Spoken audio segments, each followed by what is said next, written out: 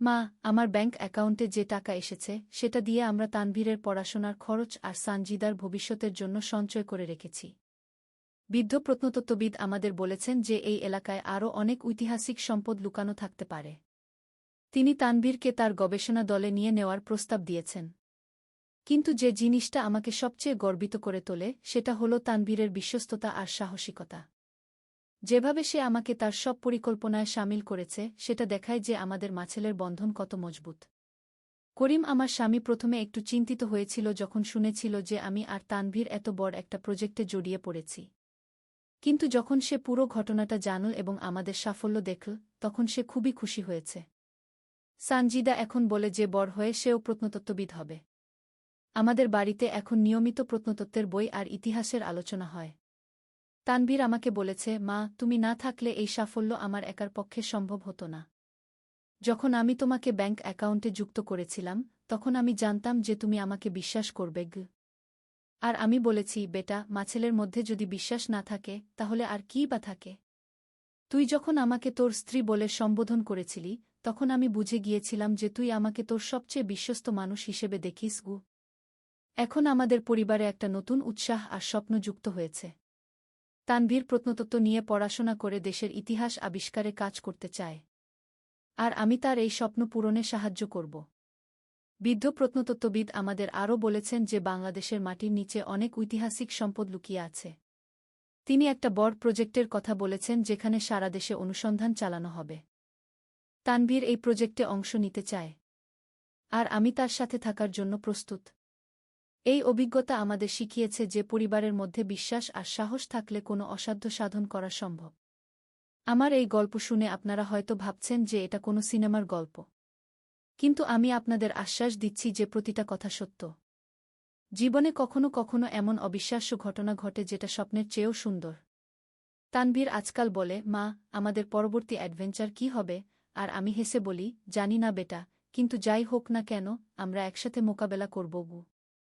আমাদের পরিবারে এখন প্রতিদিন নতুন স্বপ্ন আর নতুন পরিকল্পনার আলোচনা হয়। করিম আমার স্বামী এখন বলে যে আমি আর তানভীর তার জন্য গর্বের বিষয়। সানজিদাও আমাদের দেখে অনুপ্রাণিত হয়েছে। এই পুরো অভিজ্ঞতার সবচেয়ে বড় শিক্ষা হল যে পরিবারের সদস্যদের মধ্যে বিশ্বাস আর ভালোবাসা থাকলে জীবনের যে কোনো চ্যালেঞ্জ মোকাবেলা করা যায়। তানভীর যেভাবে আমাকে বিশ্বাস করেছে আর আমি তাকে বিশ্বাস করেছি, সেটাই আমাদের এই সাফল্য এনে দিয়েছে। আজও মাঝে মাঝে মনে হয় যেন একটা স্বপ্নের মধ্যে দিয়ে গেছি। কিন্তু ব্যাংক অ্যাকাউন্টের টাকা আর বাড়িতে রাখা প্রত্নতাত্ত্বিক বইগুলো দেখলে বুঝি যে সবকিছু বাস্তব। তানভীর এখন একটা ডায়েরি লিখে রাখে যেখানে সে আমাদের সব অ্যাডভেঞ্চারের কথা লিখে রাখে। সে বলে যে একদিন এই ডায়েরি থেকে একটা বই লিখবে। বইয়ের নাম হবে খিমা আর আমি, একটি অভিনব অ্যাডভেঞ্চার। আমি তাকে বলেছি, বেটা, তুই যখন সেই বই লিখবি, তখন আমাদের এই গল্পটা অনেক মানুষের কাছে পৌঁছে যাবে। তারা বুঝবে যে মা-সন্তানের বিশ্বাস কত শক্তিশালী হতে পারে। এই গল্পের শেষে আমি আপনাদের একটা কথা বলতে চাই। জীবনে যখন কোনো সন্তান আপনার কাছে কোনো অস্বাভাবিক প্রস্তাব নিয়ে আসে, তখন প্রথমে তাকে বিশ্বাস করার চেষ্টা করুন। হয়তো সেই বিশ্বাসই আপনাদের জীবনে নতুন দিগন্ত খুলে দেবে। আর তানভীর? সে এখন বিশ্ববিদ্যালয়ে প্রত্নতত্ত্বের ছাত্র। আমি তার প্রতিটা পদক্ষেপে তার পাশে আছি। আমাদের এই অংশীদারিত্ব জীবনভর চলবে। এই গল্পটি শুনে যদি আপনাদের চোখে পানি এসে থাকে, তাহলে বুঝবেন যে পারিবারিক বন্ধন কত মধুর হতে পারে। আর যদি এই গল্প আপনাদের নিজের সন্তানদের সাথে আরও ভালো সম্পর্ক গড়তে অনুপ্রাণিত করে, তাহলে আমার এই গল্প বলার সার্থকতা। তানভীরের সাথে আমার এই রোমাঞ্চকর যাত্রা এখনও শেষ হয়নি। আগামীতে আরও অনেক রহস্য আর অ্যাডভেঞ্চার আমাদের জন্য অপেক্ষা করে আছে। আর আমি জানি, যাই হোক না কেন, আমরা একসাথে সব মোকাবেলা করব। এই গল্পটি শেষ করার আগে আমি আপনাদের ধন্যবাদ জানাই যে আপনারা আমার এই অভিজ্ঞতা ধৈর্য ধরে শুনেছেন। যদি এই গল্প আপনাদের ভালো লেগে থাকে, তাহলে অন্যদের সাথেও শেয়ার করবেন। আর হ্যাঁ, তানভীরের ব্যাংক অ্যাকাউন্টে আমার নাম এখনও জয়েন্ট হোল্ডার হিসেবে আছে। কারণ আমাদের বিশ্বাসের বন্ধন কখনো দুর্বল হবে না। তোমার নাম জয়েন্ট হোল্ডার হিসেবে যুক্ত করেছি। কি করেছিস? আমি চমকে উঠলাম। ছেলে ব্যাংকের একটা কাগজ আমার হাতে দিল। মা, আমার সব টাকার উপর এখন তোমার অধিকার আছে। আমি কাগজটা দেখলাম। সত্যিই আমার নাম জয়েন্ট অ্যাকাউন্ট হোল্ডার হিসেবে লেখা। এটা কেন করলি? আমি জিজ্ঞেস করলাম। সে আমার পাশে বসল। কারণ স্বামী স্ত্রীর মধ্যে কোনো লুকোছাপা থাকে না। আমি চাই আমার সব কিছু তোমার সাথে শেয়ার করতে। আমি অবাক হয়ে তাকালাম। তুই আবার স্বামী স্ত্রী বলছিস কেন? সে আমার হাত ধরল। কারণ আমি তোমাকে আমার স্ত্রী হিসেবে দেখি। মা, আমার কোনো গোপনীয়তা নেই তোমার কাছে। আমার সব টাকা, সব সম্পত্তি তোমার। আমি বললাম, এটা ঠিক না। আমি তোর মা গু। মা হয়েও তুমি আমার সবচেয়ে বিশ্বস্ত মানুষ। আর আমি চাই তুমি আমার স্ত্রী হয়ে এই বিশ্বাসকে আরও গভীর করো। সে ব্যাংক স্টেটমেন্ট বের করল। দেখো, এখন তুমি চাইলে আমার সব টাকা তুলে নিতে পারবে গি। আমি অবাক হয়ে দেখলাম সত্যিই আমার সিয়ের অধিকার আছে। এত বিশ্বাস কেন? আমি জিজ্ঞেস করলাম। সে আমার কপালে একটা চুমু দিয়ে বলল, কারণ আমি তোমাকে ভালোবাসি। বিয়ে করো আমাকে, আমরা একসাথে এই টাকা দিয়ে নতুন জীবন শুরু করি। ব্যাংকের কাগজটা আমার হাতে কাঁপছিল। এই গল্পটি সম্পূর্ণ শুনলে আপনাদের পানি অটোমেটিক বের হয়ে যাবে, সো যত দ্রুত সম্ভব হাতের কাছে টিস্যু নিয়ে বসে পড়ো। বিছানার চাদর যেন নষ্ট না হয় সেটা সম্পূর্ণ খেয়াল রাখার অনুরোধ জানিয়ে গল্পটি এখন শুরু করব। তার আগে সর্বশেষ অনুরোধ, দয়া করে এমন পানি বের করার গল্প নিয়মিত শুনতে আমাদের চ্যানেলটি সকলেই সাবস্ক্রাইব করুন। ধন্যবাদ। হ্যালো বন্ধুরা, আমার নাম মৌসুমী খান। আমার বয়স ৩৯ বছর। আমার স্বামীর নাম করিম খান, বয়স ৫২ বছর। আমাদের ২ সন্তান, তানভীর আর সানজিদা। তানভীর ২১ বছর বয়সী, বিশ্ববিদ্যালয়ে পড়ে। সানজিদা ১৪ বছর বয়সী, মাধ্যমিক স্কুলে পড়ে। আজ যে ঘটনাটা বলতে যাচ্ছি সেটা আমার জীবনের সবচেয়ে রহস্যময় আর রোমাঞ্চকর অভিজ্ঞতা। তানভীর যেভাবে আমার সাথে ব্যাংকের কথা বলেছিল, প্রথমে মনে হয়েছিল সে হয়তো কোনো বিপদে পড়েছে। কিন্তু আসল সত্যিটা জানার পরে আমার চোখ ছানাবড়া হয়ে গেল। ২ সপ্তাহ আগে তানভীর বাড়িতে এলো খুব গুরুগম্ভীর মুখে। সে আমার হাতে একটা ব্যাংকের কাগজ দিয়ে বলল যে সে আমার নাম তার অ্যাকাউন্টে জয়েন্ট হোল্ডার হিসেবে যুক্ত করেছে। এই কথা শুনে আমার তো মাথা ঘুরে গেল। ব্যাপারটা কি? কেন সে এমনটা করল? তানভীর বলল, মা, আমার একটা গোপন প্রজেক্ট আছে। এটা খুবই গুরুত্বপূর্ণ আর রহস্যময়। আমি তোমাকে এর অংশীদার করতে চাই। আমি জিজ্ঞেস করলাম, কী ধরনের প্রজেক্ট? সে রহস্যময় হেসে বলল, এটা বলার সময় এখনো হয়নি। তবে আমি তোমাকে বিশ্বাস করি, তাই তোমার নাম যুক্ত করেছি গি। পরের দিন সকালে তানভীর আমাকে বলল, মা, আজ আমার সাথে একটা জায়গায় যেতে হবে। খুব গুরুত্বপূর্ণ। আমি বললাম, কোথায়? সে বলল, পুরানো ঢাকার একটা বাড়িতে। সেখানে একটা মিটিং আছে গি। আমি তানভীরের সাথে রিকশায় করে পুরানো ঢাকার দিকে রওনা দিলাম। জায়গাটা ছিল শাঁখারীবাজার এলাকার একটা পুরানো বাড়ি। বাড়িটা দেখতে খুবই রহস্যময়। ৩ তলা উঁচু, দেয়ালগুলো পুরানো ইটের তৈরি। সামনে একটা বড় লোহার গেট। বাড়ির ভিতরে ঢুকে দেখলাম অনেক লোকজন বসে আছে। সবাই খুব গুরুগম্ভীর মুখে। তানভীর আমাকে একটা চেয়ারে বসিয়ে দিয়ে বলল, মা, এখানে সবাই একটা বিশেষ প্রজেক্টের সাথে জড়িত। একজন বৃদ্ধ লোক উঠে দাঁড়িয়ে বললেন, আমরা সবাই এখানে একটা ঐতিহাসিক খজানার সন্ধানে এসেছি। এই বাড়ির নিচে ৩০০ বছরের পুরানো একটা গুপ্তধন লুকানো আছে গি। আমার চোখ তো ছানাবড়া। খজানা? গুপ্তধন? এসব কি? তানভীর আমার পাশে বসে বলল, মা, আমি গত ৬ মাস ধরে এই প্রজেক্টে কাজ করছি। আমার কলেজের ইতিহাস বিভাগের এক স্যার আমাকে এই প্রজেক্টে নিয়ে এসেছেন গু। বৃদ্ধ লোকটি আবার বললেন, মোগল আমলে এই বাড়িতে একজন বড় ব্যবসায়ী থাকতেন। তিনি মারা যাওয়ার আগে তার সমস্ত সোনারূপা আর জহরত এই বাড়ির নিচে লুকিয়ে রেখে যান।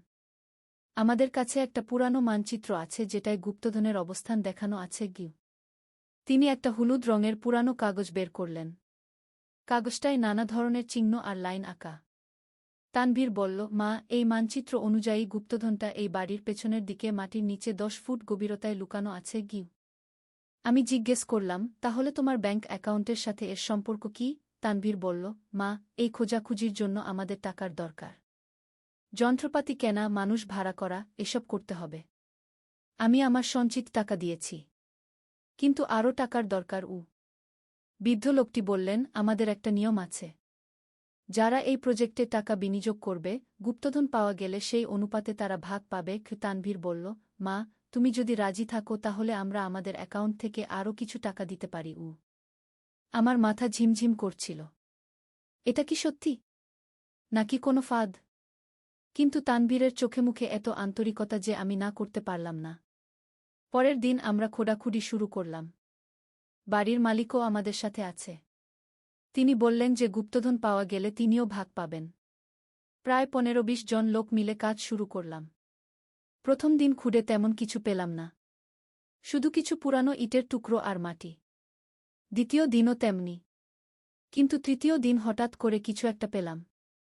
মাটির নিচ থেকে একটা লোহার বাক্স বের করলাম। বাক্সটা খুবই পুরানো আর ভারী। সবাই উত্তেজিত হয়ে গেল। বৃদ্ধ লোকটি খুবই যত্ন করে বাক্সটা খুলতে চেষ্টা করছিলেন। বাক্সটা খুলে দেখি ভিতরে অনেকগুলো পুরানো কয়েন আর কিছু জহরত। সত্যি, আসলেই গুপ্তধন। সবাই চিৎকার করে উঠল। তানভীর আমাকে জড়িয়ে ধরে বলল, মা, আমরা সফল হয়েছি।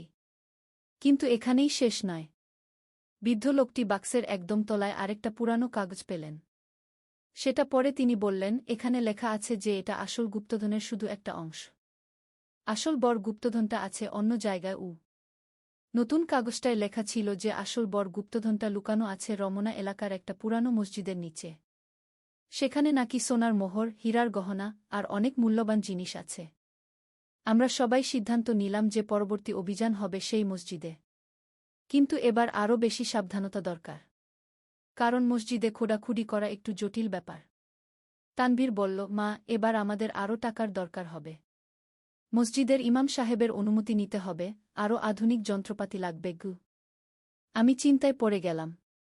এত বড় একটা প্রজেক্টে জড়িয়ে পড়েছি, কিন্তু প্রথম দিনেই যখন সত্যিকারের কিছু পেয়েছি, তখন মনে হচ্ছে হয়তো আসলেই বড় কিছু পাওয়া যেতে পারে। পরের সপ্তাহে আমরা মসজিদের ইমাম সাহেবের সাথে কথা বললাম।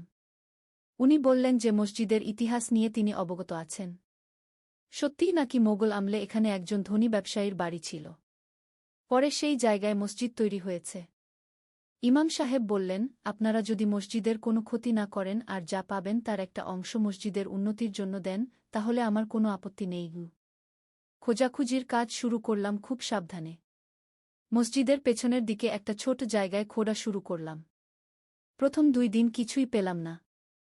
তৃতীয় দিন হঠাৎ করে স্পেডের আঘাতে একটা শক্ত কিছুর শব্দ পেলাম। আরও সাবধানে খুঁড়ে দেখি একটা বড় পাথরের তৈরি বাক্স। এটা আগেরটার চেয়ে অনেক বড় আর ভারী। সবাই মিলে সেটা তুলতে হলো। বাক্সটা খুলে দেখি আসলেই সোনার মোহর আর অনেক জহরত। এত সুন্দর আর চকচকে। আমার জীবনে এত দামি জিনিস কখনো দেখিনি। তানভীর আমার হাত ধরে বলল, মা, এবার আমরা সত্যিই ধনী হয়ে গেছি। বৃদ্ধ লোকটি জিনিসগুলো গুনে দেখলেন যে এর বাজার দাম অন্তত 50 লাখ টাকার মতো হবে। আমার মাথা ঘুরে যাওয়ার অবস্থা। এত টাকা! কিন্তু সবচেয়ে বড় চমক অপেক্ষা করছিল আরও। বাক্সের তলায় আরেকটা কাগজ পাওয়া গেল। সেখানে লেখা ছিল 3টা আলাদা জায়গার ঠিকানা যেখানে আরও গুপ্তধন লুকানো আছে। একটা জায়গা ছিল লালবাগ এলাকায়, একটা ধানমন্ডিতে আর একটা ওয়ারি এলাকায়। প্রতিটা জায়গায় নাকি আলাদা ধরনের সম্পদ লুকানো আছে। আমরা সবাই সিদ্ধান্ত নিলাম যে এবার আরও বড় দল গঠন করে এই 3টা জায়গায় একসাথে অভিযান চালাব। তানভীর বলল, মা, এবার আমাদের অনেক বেশি টাকার দরকার হবে। আরও লোকজন ভাড়া করতে হবে, যন্ত্রপাতি কিনতে হবে। আমি এতক্ষণে বুঝলাম যে এটা কোনো সাধারণ ব্যাপার নয়। এটা একটা বিশাল প্রজেক্ট। তানভীর আমাকে যেভাবে এর সাথে জড়িয়েছে সেটা আসলে কত বড় একটা সুযোগ। পরের দিন আমরা লালবাগের দিকে রওনা দিলাম। সেখানে একটা পুরানো বাগানবাড়ির মধ্যে খোঁজাখুঁজি করার কথা।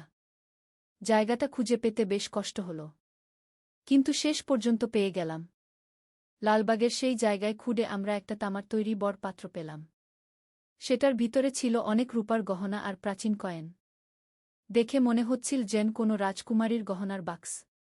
ধানমন্ডির জায়গাটায় গিয়ে দেখি সেটা একটা পুরানো পুকুরের পাড়ে। মানচিত্র অনুযায়ী পুকুরের পাড়ের একটা নির্দিষ্ট জায়গায় খুঁড়তে হবে। সেখানে পেলাম একটা মাটির কলসি ভর্তি সোনার অলংকার। ওয়ারি এলাকার জায়গাটা ছিল একটা পুরানো মন্দিরের পেছনে। সেখানে খুঁড়ে পেলাম সবচেয়ে বড় চমক, একটা লোহার সিন্দুক ভর্তি মুক্তা আর হীরার গহনা।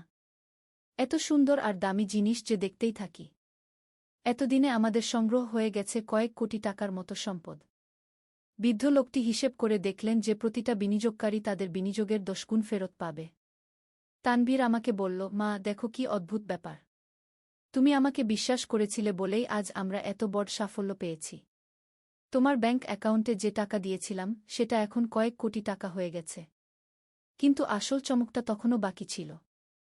সব গুপ্তধন পাওয়ার পরে বৃদ্ধ লোকটি আমাদের একটা অদ্ভুত কথা বললেন। তিনি বললেন, আসলে এই পুরো প্রজেক্টটা ছিল একটা পরীক্ষা গো। আমরা সবাই চমকে গেলাম। পরীক্ষা মানে? তিনি বললেন, আমি একজন প্রত্নতত্ত্ববিদ। গত 10 বছর ধরে আমি এই এলাকার ইতিহাস নিয়ে গবেষণা করছি। আমি জানতাম যে এখানে সত্যিই গুপ্তধন আছে। কিন্তু আমি একা এই কাজ করতে পারতাম না। তাই আমি এমন কিছু লোক খুঁজছিলাম যারা সাহসী আর বিশ্বস্ত। তানভীরকে আমি তার কলেজে খুঁজে পেয়েছিলাম। সে খুবই মেধাবী আর সাহসী। আমি তাকে এই প্রজেক্টে নিয়ে এসেছি। কিন্তু আমি দেখতে চেয়েছিলাম যে সে তার পরিবারের সাথে কতটা বিশ্বস্ত। যখন সে তার মায়ের নাম ব্যাংক অ্যাকাউন্টে যুক্ত করল এবং আপনি তাকে বিশ্বাস করলেন, তখনই আমি নিশ্চিত হলাম যে আপনারা সঠিক মানুষ গো। আমার চোখে তখন আনন্দের জল। তানভীর আমাকে জড়িয়ে ধরে বলল, মা, তুমি আমাকে বিশ্বাস করেছিলে বলেই আমরা আজ এই সাফল্য পেয়েছি। বৃদ্ধ লোকটি আরও বললেন, এখন আপনাদের সামনে একটা বড় দায়িত্ব আছে। এই প্রাচীন সম্পদগুলো জাতীয় সম্পদ। এগুলো জাদুঘরে দান করতে হবে।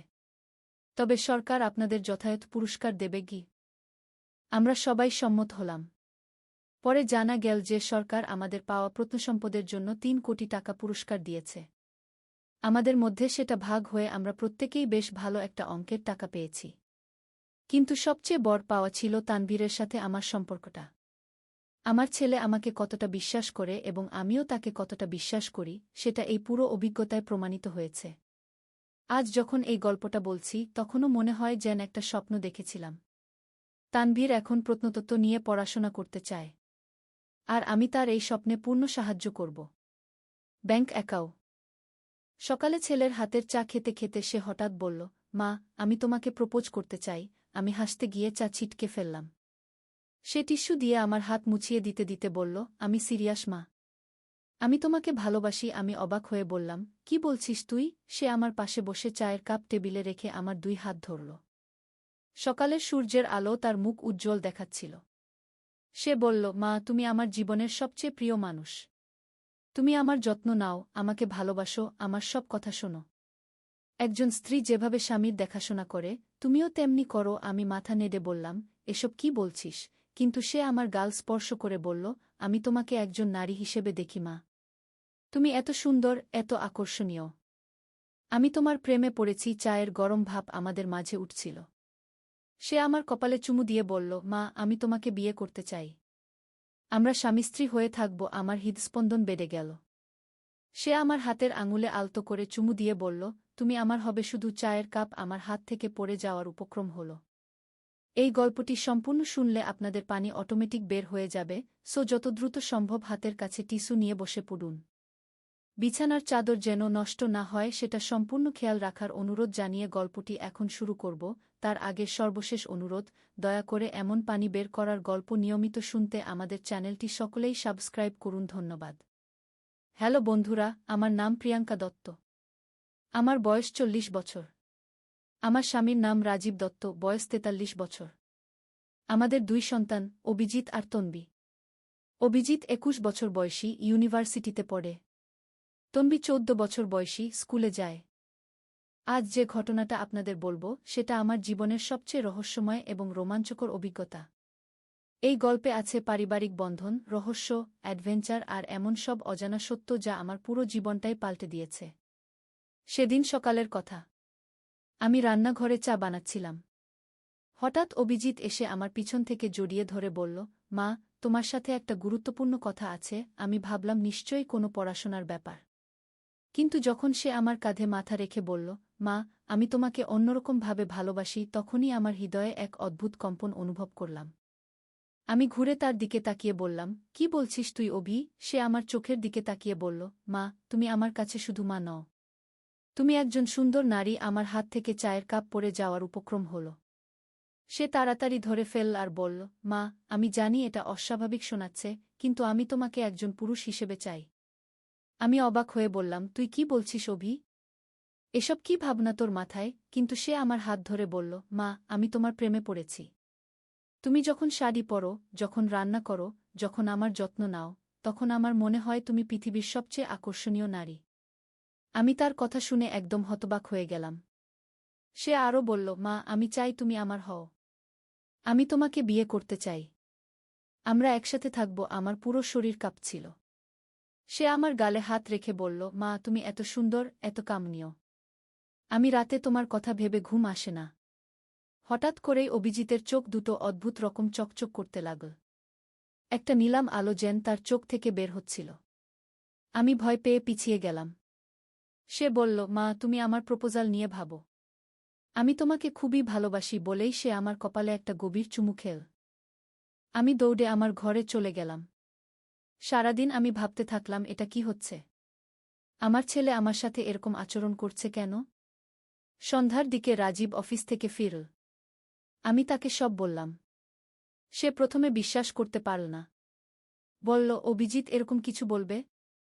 তুই নিশ্চয়ই ভুল শুনেছিস। কিন্তু রাতে খাবার সময় অভিজিতের আচরণ দেখে রাজীবও বুঝতে পারল কিছু একটা গণ্ডগোল আছে।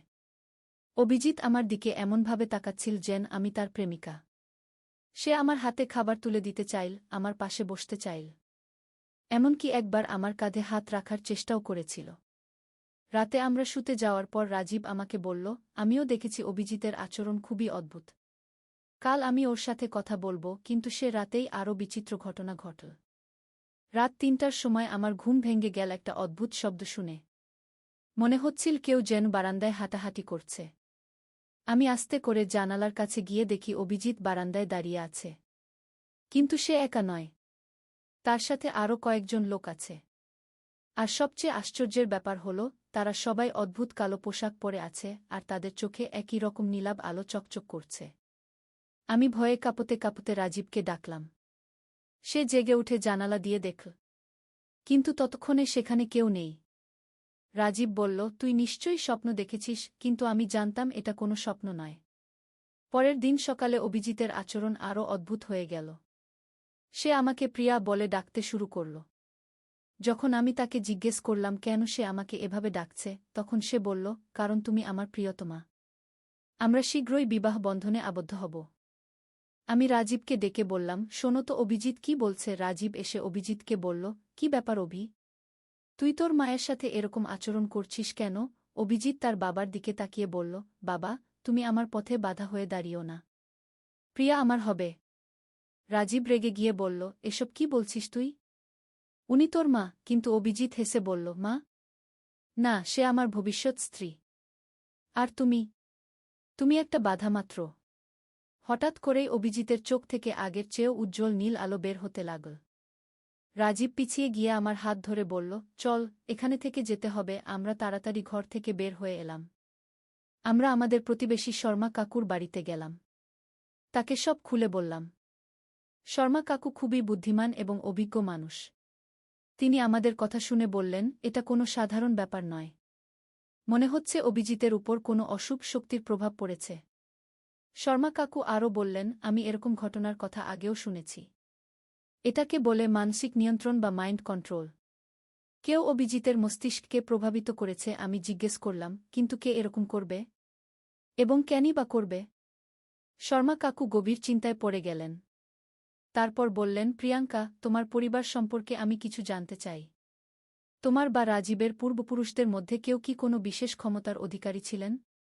আমি ভাবলাম আর বললাম, আমার দাদিমা খুব অদ্ভুত ছিলেন। লোকে বলতো তার নাকি ভবিষ্যৎ দেখার ক্ষমতা ছিল। আর আমার পরদাদা নাকি কোনো গুপ্ত বিদ্যায় পারদর্শী ছিলেন। শর্মা কাকু মাথা নেড়ে বললেন, তাহলে ব্যাপারটা পরিষ্কার। কেউ তোমার পারিবারিক রহস্য জানে এবং সেই সুযোগ নিয়ে অভিজিৎকে তাদের পুতুল বানিয়েছে। রাজীব জিজ্ঞেস করল, কিন্তু তাদের উদ্দেশ্যটা কি? শর্মা কাকু বললেন, সেটাই এখন খুঁজে বের করতে হবে। কিন্তু একটা বিষয় নিশ্চিত, অভিজিৎ আর তোমাদের ছেলে নেই।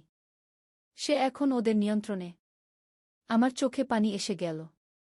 আমি বললাম, আমার ছেলেকে আমি ফিরে পেতে চাই। শর্মা কাকু আশ্বস্ত করে বললেন, অবশ্যই পাবে।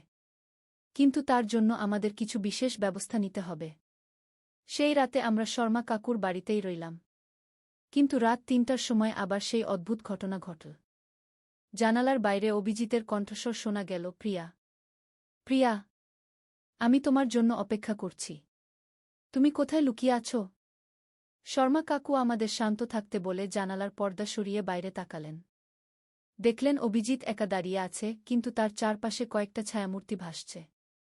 শর্মা কাকু আমাদের ফিসফিস করে বললেন, ওগুলো আত্মা। অভিজিতের শরীরে এক বা একাধিক আত্মা প্রবেশ করেছে। পরের দিন সকালে শর্মা কাকু আমাদের বললেন, আমাদের একজন তান্ত্রিকের সাহায্য নিতে হবে। আমি একজনকে চিনি, সে এই ধরনের সমস্যার সমাধান করতে পারে। আমরা সেই তান্ত্রিকের কাছে গেলাম। তার নাম বিশ্বনাথ বাবাজি। বিশ্বনাথ বাবাজি আমাদের কথা শুনে বললেন, এটা খুবই জটিল একটা কেস। তোমাদের ছেলের উপর একটা প্রাচীন আত্মার প্রভাব পড়েছে। এই আত্মা বহু বছর ধরে একজন নারীর জন্য অপেক্ষা করছিল। আর সেই নারী হল তুমি, প্রিয়াঙ্কা। আমি অবাক হয়ে বললাম, আমি? কিন্তু কেন আমি? বাবাজি বললেন, তোমার পূর্বজন্মে তুমি এই আত্মার প্রেমিকা ছিলে। কিন্তু সেই সময় তোমরা একসাথে হতে পারোনি। এখন সে তোমাকে পাওয়ার জন্য তোমার ছেলের শরীর দখল করেছে। রাজীব বলল, এসব কি সত্যি? বাবাজি মাথা নেড়ে বললেন, সত্যি। আর এই আত্মা চায় প্রিয়াঙ্কাকে বিয়ে করতে। যতক্ষণ না সে তার ইচ্ছা পূরণ করতে পারবে, ততক্ষণ সে অভিজিতের শরীর ছাড়বে না। আমি ভয়ে কাঁপতে কাঁপতে বললাম, তাহলে আমার ছেলেকে ফিরে পাওয়ার কোনো উপায় নেই? বাবাজি বললেন, উপায় আছে, কিন্তু সেটা খুবই কঠিন। তোমাকে সেই আত্মার সাথে সরাসরি কথা বলতে হবে এবং তাকে বোঝাতে হবে যে এই ভালোবাসা অসম্ভব। বাবাজি আমাদের একটা বিশেষ পূজার আয়োজন করতে বললেন। সেই পূজার মাধ্যমে আমরা সেই আত্মার সাথে যোগাযোগ স্থাপন করতে পারব। রাত 12টার সময় পূজা শুরু হল। বাবাজি নানারকম মন্ত্র পড়তে লাগলেন। হঠাৎ করেই অভিজিৎ সেখানে এসে হাজির হল। কিন্তু সে আর আমাদের অভিজিৎ নয়। তার চোখে সেই নীল আলো, তার কণ্ঠস্বর সম্পূর্ণ বদলে গেছে। সে বলল, প্রিয়া, আমি তোমার জন্য কত বছর অপেক্ষা করেছি। এবার আমি তোমাকে ছাড়ব না। আমি সাহস সঞ্চয় করে বললাম, তুমি কে? তুমি আমার ছেলেকে ছেড়ে দাও। সে হেসে বলল, আমি অর্জুন। তুমি আমার সীতা। আমরা পূর্বজন্মে একসাথে ছিলাম। বাবাজি বললেন, অর্জুন, তুমি ভুল করছ। এটা একটা ভিন্ন জন্ম। প্রিয়াঙ্কার এখন স্বামী আছে, সন্তান আছে। অর্জুন রেগে গিয়ে বলল, আমি কিছুই জানি না। সীতা আমার, আর আমি তাকে পাবই। তারপর সে আমার দিকে এগিয়ে এল। বাবাজি তাড়াতাড়ি কিছু মন্ত্র পড়ে একটা সুরক্ষা বৃত্ত তৈরি করলেন।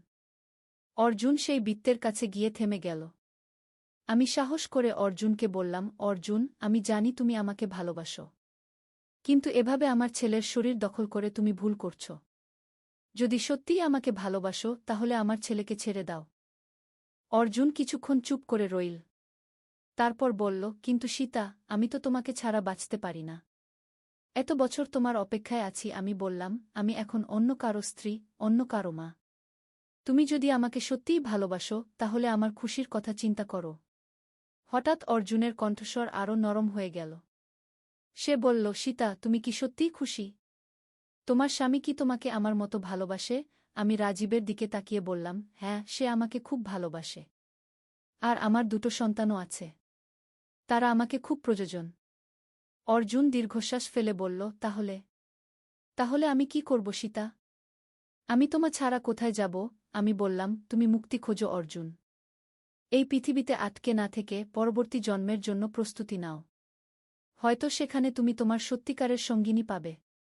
বাবাজি এই সময় আরও কিছু মন্ত্র পড়লেন। অর্জুন কিছুক্ষণ নীরব থাকার পর বলল, সীতা, তুমি যদি খুশি থাকো, তাহলে আমিও খুশি। আমি তোমার ছেলেকে ছেড়ে দিচ্ছি। কিন্তু একটা শেষ উপহার নাও। বলেই অভিজিতের শরীর থেকে একটা উজ্জ্বল আলো বের হয়ে আমার দিকে এসে স্পর্শ করল। সেই মুহূর্তে আমি অনুভব করলাম আমার মনের মধ্যে কিছু অদ্ভুত স্মৃতি আসছে। দেখতে পেলাম একটা প্রাচীন রাজপ্রাসাদ, সেখানে আমি রাজকুমারী সীতা আর অর্জুন একজন যোদ্ধা।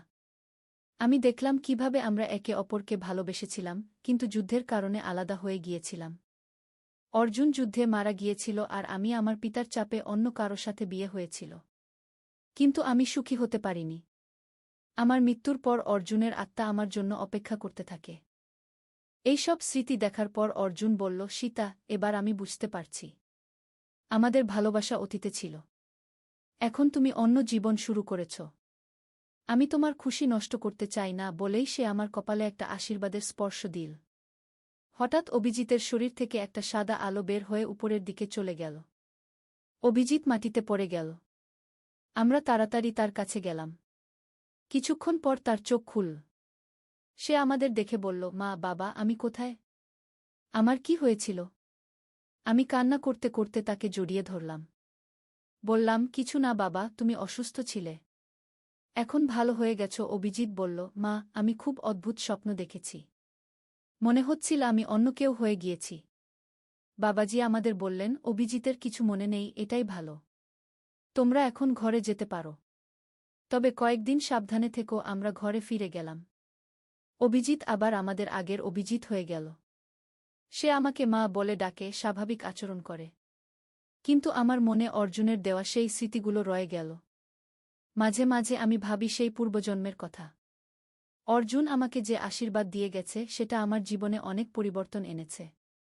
আমি এখন স্বপ্নে ভবিষ্যতের কিছু ঘটনা দেখতে পাই। একদিন আমি স্বপ্নে দেখলাম আমাদের বাড়ির পিছনে একটা পুরানো কুয়ার মধ্যে একটা সোনার বাক্স লুকানো আছে। সকালে উঠে আমি রাজীবকে বললাম। সে প্রথমে বিশ্বাস করল না, কিন্তু আমার জোরাজুরিতে সেখানে খোঁড়াখুড়ি করল। আর সত্যিই একটা পুরানো সোনার বাক্স পাওয়া গেল। সেই বাক্সে ছিল আমার পরদাদার লেখা একটা ডায়েরি। সেখানে অনেক গুপ্তবিদ্যার কথা লেখা ছিল। আর ছিল একটা পুরানো মানচিত্র। সেই মানচিত্রে দেখানো ছিল একটা গুপ্তধনের সন্ধান। রাজীব আর আমি সিদ্ধান্ত নিলাম সেই ধনের খোঁজে যাব। আমরা অভিজিৎ আর তন্বীকে নিয়ে একটা পারিবারিক অ্যাডভেঞ্চারে বের হলাম। মানচিত্র অনুযায়ী আমাদের যেতে হবে সুন্দরবনের গভীরে একটা রহস্যময় দ্বীপে। আমরা খুলনা থেকে একটা নৌকা ভাড়া করে সুন্দরবনে প্রবেশ করলাম। নৌকার মাঝি করিম চাচা আমাদের বললেন, আপনারা যে দ্বীপের কথা বলছেন সেটা খুব বিপজ্জনক জায়গা।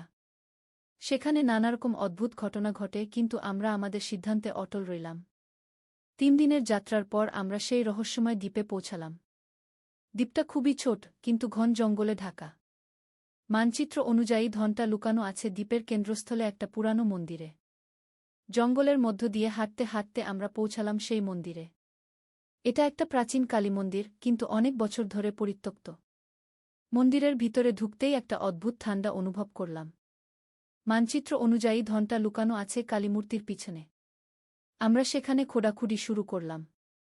কিছুক্ষণ পর একটা বড় পাথরের নিচে একটা গুপ্ত কক্ষের সন্ধান পেলাম। সেই গুপ্ত কক্ষে নেমে গিয়ে আমরা দেখলাম সেখানে অনেক প্রাচীন মূর্তি, স্বর্ণালঙ্কার আর দুর্মূল্য পাথর রয়েছে। কিন্তু সবচেয়ে আশ্চর্যের বিষয় হল সেখানে একটা জীবন্ত সাপ পাহারা দিচ্ছিল। সাপটা খুবই বড় আর তার চোখে একরকম গানের আলো। সে আমাদের দেখে বলল, তোমরা কারা?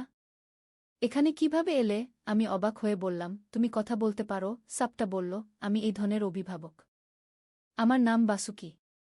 বাসুকি আমাদের জিজ্ঞেস করল, তোমাদের এখানে আসার উদ্দেশ্য কি?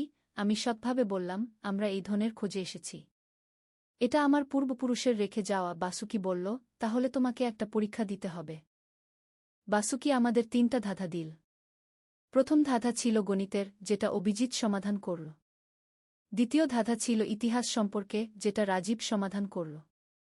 আর তৃতীয় ধাঁধা ছিল হৃদয় সম্পর্কে, যেটা আমি সমাধান করলাম। 3টা ধাঁধার সমাধানের পর বাসুকি খুশি হয়ে বলল, তোমরা সত্যিই যোগ্য। এই ধন তোমাদের। কিন্তু মনে রেখো, এই ধন শুধু ভালো কাজে ব্যবহার করবে, আমরা প্রতিশ্রুতি দিলাম। সেই ধন নিয়ে আমরা বাড়ি ফিরলাম। সেই অর্থ দিয়ে আমরা একটা দাতব্য হাসপাতাল তৈরি করলাম। আর তন্বীর পড়াশোনার জন্য একটা স্কুলও প্রতিষ্ঠা করলাম। অভিজিৎ এখন একজন ইঞ্জিনিয়ার হয়েছে আর তন্বী ডাক্তার হওয়ার স্বপ্ন দেখে। কিন্তু আমাদের অ্যাডভেঞ্চার এখানেই শেষ নয়।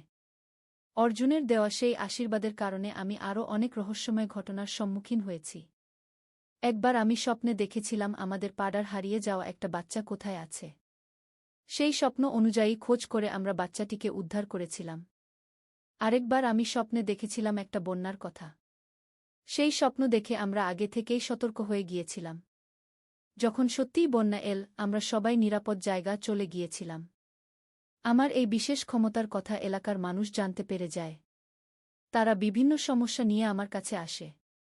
আমি যতটুকু পারি সবাইকে সাহায্য করার চেষ্টা করি। রাজীবও আমার এই কাজে সহযোগিতা করে। একদিন এক বয়স্ক মহিলা আমার কাছে এসে বললেন, বৌমা, আমার নাতি গত সপ্তাহে নিখোঁজ হয়েছে। পুলিশও খুঁজে পাচ্ছে না। তুমি একবার দেখো তো কোথায় আছে। আমি সেই রাতে স্বপ্নে দেখলাম ছেলেটি একটা ট্রেনে চড়ে কলকাতা চলে গেছে। পরের দিন আমি সেই মহিলাকে বললাম। তার পরিবার কলকাতা গিয়ে খোঁজ করে সত্যিই ছেলেটিকে পেয়ে গেল। এরকম আরও অনেক ঘটনা ঘটেছে আমার জীবনে। কিন্তু সবচেয়ে আশ্চর্যের ঘটনা ঘটল গত বছর। আমি স্বপ্নে দেখলাম অর্জুন আবার আমার কাছে এসেছে। কিন্তু এবার সে কোনো শরীর দখল করেনি। সে একটা স্বচ্ছ রূপে আমার সামনে এসে বলল, সীতা, আমি এখন মুক্ত। তোমার ভালোবাসা আর ত্যাগের কারণে আমি মুক্তি পেয়েছি। অর্জুন আরও বলল, আমি এখন পরলোকে শান্তিতে আছি। আর তুমিও তোমার এই জীবনে খুশি থাকো বলেই সে অদৃশ্য হয়ে গেল। সেই স্বপ্নের পর আমি একটা গভীর শান্তি অনুভব করেছি। আজ যখন আমি এই গল্পটা আপনাদের বলছি, তখন আমার মনে হচ্ছে জীবনটা কত রহস্যময়। আমরা যা দেখি তার চেয়ে অনেক কিছুই আছে এই পৃথিবীতে। ভালোবাসা, ত্যাগ, পরিবার, এগুলোই জীবনের আসল সম্পদ। অর্জুনের সেই ভালোবাসা যদিও আমাকে বিপদে ফেলেছিল, কিন্তু শেষ পর্যন্ত সেটাই আমাকে একটা বিশেষ শক্তি দিয়েছে, যে শক্তি দিয়ে আমি অন্যদের সাহায্য করতে পারি। আমার ছেলে অভিজিৎ এখন একটা ভালো চাকরি করে। সে এক সুন্দরী মেয়েকে ভালোবাসে। আমি তাদের বিয়ে দেওয়ার জন্য প্রস্তুতি নিচ্ছি। তন্বী এখন উচ্চ মাধ্যমিকে পড়ে। সে খুব ভালো ছাত্রী। রাজীব এখনও আমাকে খুব ভালোবাসে। সে কখনো আমার এই বিশেষ ক্ষমতা নিয়ে কোনো প্রশ্ন তোলে না, বরং সবসময় আমাকে সাহায্য করার চেষ্টা করে। আমাদের দাম্পত্য জীবন এখন আগের চেয়েও আরও মধুর। আমি মাঝে মাঝে ভাবি, অর্জুনের সেই ভালোবাসা কি সত্যি ছিল, নাকি এটা শুধুই একটা অতিপ্রাকৃত ঘটনা ছিল। কিন্তু যখন আমি সেই স্মৃতিগুলো মনে করি, তখন মনে হয় সেটা একদম সত্যি ছিল। হয়তো ভালোবাসা সত্যিই জন্ম জন্মান্তর ধরে চলে, কিন্তু সেই ভালোবাসা যদি কারো ক্ষতির কারণ হয়, তাহলে সেটাকে ত্যাগ করাই ভালো। অর্জুন শেষ পর্যন্ত সেটাই বুঝতে পেরেছিল। আর আমি বুঝেছি যে পরিবারের ভালোবাসাই সবচেয়ে বড় ভালোবাসা। আমার স্বামী, আমার সন্তানরা, এরাই আমার আসল সম্পদ। অর্জুনের দেওয়া শক্তি দিয়ে আমি এদের আরও ভালো করে রক্ষা করতে পারি। এখনও মাঝে মাঝে আমি অদ্ভুত স্বপ্ন দেখি। কখনো দেখি ভবিষ্যতের কোনো বিপদের কথা, কখনো দেখি কারো হারিয়ে যাওয়া জিনিসের খবর। আর আমি যতটুকু পারি সবাইকে সাহায্য করার চেষ্টা করি। আমাদের এলাকায় এখন আমাকে স্বপ্নের মা বলে ডাকে। মানুষ বিশ্বাস করে আমি স্বপ্নে সত্যি দেখতে পাই। আর সত্যিই আমার অনেক স্বপ্ন সত্যি হয়েছে। গত মাসে আমি স্বপ্নে দেখেছিলাম আমাদের পাড়ায় একটা বড় আগুন লাগবে। আমি সবাইকে সতর্ক করে দিয়েছিলাম। সত্যিই একদিন একটা দোকানে আগুন লাগে, কিন্তু আমরা আগে থেকেই প্রস্তুত থাকায় বড় কোনো ক্ষতি হয়নি। আমার এই গল্প শুনে অনেকেই হয়তো বিশ্বাস করবেন না, কিন্তু আমি জানি এটা সম্পূর্ণ সত্যি। জীবনে অনেক অদ্ভুত ঘটনা ঘটে, যেগুলো আমাদের বিজ্ঞানের দিয়ে ব্যাখ্যা করা যায় না। তবে এই ঘটনার পর আমি একটা কথা বুঝেছি, ভালোবাসা কখনো মানুষের ক্ষতি করতে চায় না। যদি কোনো ভালোবাসা কারো ক্ষতির কারণ হয়, তাহলে সেটা আসলে ভালোবাসা নয়, সেটা হলো আবেগ বা আসক্তি। অর্জুন যখন বুঝতে পেরেছিল যে তার ভালোবাসা আমার পরিবারের ক্ষতি করছে, তখনই সে সেটা ত্যাগ করেছিল। এটাই সত্যিকারের ভালোবাসার লক্ষণ। আর আমি শিখেছি যে কৃতজ্ঞতা প্রকাশ করতে। অর্জুনের কাছে কৃতজ্ঞ যে সে আমাকে একটা বিশেষ শক্তি দিয়ে গেছে। আমার পরিবারের কাছে কৃতজ্ঞ যে তারা আমাকে এত ভালোবাসে। আর ঈশ্বরের কাছে কৃতজ্ঞ যে তিনি আমাকে এত সুন্দর একটা জীবন দিয়েছেন। এই গল্প শেষ করার আগে আমি আপনাদের একটা কথা বলতে চাই। জীবনে যতই অদ্ভুত ঘটনা ঘটুক না কেন, সবচেয়ে গুরুত্বপূর্ণ হল পরিবার। আমার স্বামী রাজীব, আমার ছেলে অভিজিৎ, আমার মেয়ে তন্বী, এরাই আমার জীবনের আসল অর্থ। আর যদি কখনো আপনাদের জীবনেও এরকম কোনো অতিপ্রাকৃত ঘটনা ঘটে, তাহলে ভয় না পেয়ে সাহসের সাথে মোকাবিলা করবেন। কারণ ভালোবাসা আর সত্যের কাছে সব অন্ধকার পরাজিত হয়। আর হ্যাঁ, আমি এখনও মাঝে মাঝে স্বপ্নে অর্জুনকে দেখি। কিন্তু এখন সে আমার অভিভাবক দেবতার মতো। সে আমাকে বিভিন্ন বিপদ থেকে সাবধান করে দেয়। আর আমি তার জন্য প্রার্থনা করি যেন সে পরলোকে শান্তিতে থাকে। এই ছিল আমার জীবনের সবচেয়ে রহস্যময় ও রোমাঞ্চকর ঘটনা। আশা করি আপনারা এই গল্প উপভোগ করেছেন। আর মনে রাখবেন, জীবনের সব কিছুর একটা কারণ আছে। কখনো কিছু বুঝতে না পারলে ধৈর্য রাখবেন, সময় হলে সব কিছুর উত্তর পেয়ে যাবেন। ধন্যবাদ সবাইকে আমার গল্প শোনার জন্য।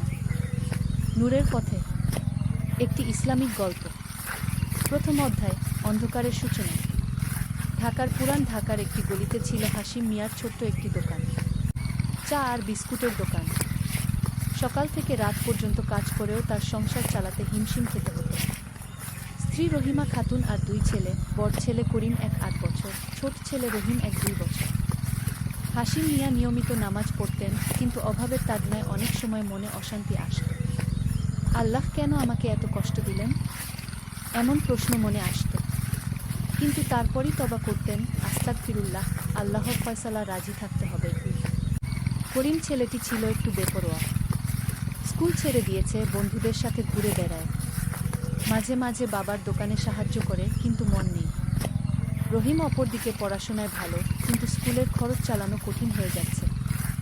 একদিন সন্ধ্যায় হাসিম মিয়া দোকান গুটিয়ে বাড়ি ফিরছিলেন। পকেটে মাত্র 200 টাকা। বাড়ি ভাড়া দিতে হবে, চাল কিনতে হবে। ভাবতে ভাবতে হাঁটছিলেন। হঠাৎ দেখলেন রাস্তার পাশে একজন বৃদ্ধ ভিক্ষুক বসে আছে। অসুস্থ, কাপড় চোপড় ময়লা। মন বলছিল এগিয়ে যাও, নিজের সংসারেই তো অভাব। কিন্তু হাসিম মিয়ার মনে পড়ল রাসূল সাক এর হাদিস, যে ব্যক্তি ক্ষুধার্তকে খাবার দেয়, আল্লাহ তাকে জান্নাতের খাবার দান করবেন। তিনি পকেট থেকে 50 টাকা বের করে বৃদ্ধের হাতে দিলেন। দাদা, কিছু খেয়ে নিন। বৃদ্ধ লোকটি কৃতজ্ঞ চোখে তাকিয়ে দোয়া করল, আল্লাহ তোমার মঙ্গল করুন বাবা। দ্বিতীয় অধ্যায়, পরীক্ষার সময়। বাড়ি ফিরে হাসিম মিয়া দেখলেন করিম নেই। রহিমা খাতুন চিন্তিত, করিম এখনো ফেরেনি। কোথায় যে থাকে সারাদিন। রাত 1:00টার দিকে করিম ঘরে ঢুকে, চোখে বিষাদ, চুল এলোমেলো। বাবা জিজ্ঞেস করলেন, কোথায় ছিলি? বন্ধুদের সাথে কুসংক্ষিপ্ত উত্তর। করিম, একটা কাজ করা দরকার। কিন্তু তুমি এভাবে ঘুরে বেড়ালে তো হবে না। আমার সাথে দোকানে সাহায্য কর। পড়াশোনা করতে না পারলেও অন্তত কিছু কাজ শিখি। করিম কিছু না বলে নিজের ঘরে চলে গেল। পরের দিন সকালে হাসিম মিয়া ফজরের নামাজ পড়ে দোকানের জন্য রওনা দিলেন। দোকানে গিয়ে দেখেন এক অদ্ভুত ব্যাপার। রাতে দোকানের সামনে একটা ব্যাগ পড়ে আছে, ভেতরে 5,000 টাকা। হাসিম মিয়ার প্রথম চিন্তা, এটা হারাম সম্পদ। কার টাকা তা জানা দরকার। তিনি আশপাশের দোকানদারদের জিজ্ঞেস করলেন, কেউ জানে না। সারাদিন অপেক্ষা করলেন, কেউ খোঁজ করতে আসল না। সন্ধ্যায় একজন যুবক এসে জিজ্ঞেস করল, ভাইজান, এখানে একটা টাকার ব্যাগ পাওয়া গেছে নাকি? আমার বাবার ওষুধের টাকা হারিয়ে গেছে কি? হাসিম মিয়া জিজ্ঞেস করলেন, কত টাকা ছিল? কি ব্যাগে? 5,000 টাকা, কালো রঙের একটা কাপড়ের ব্যাগে। বর্ণনা মিলে গেল।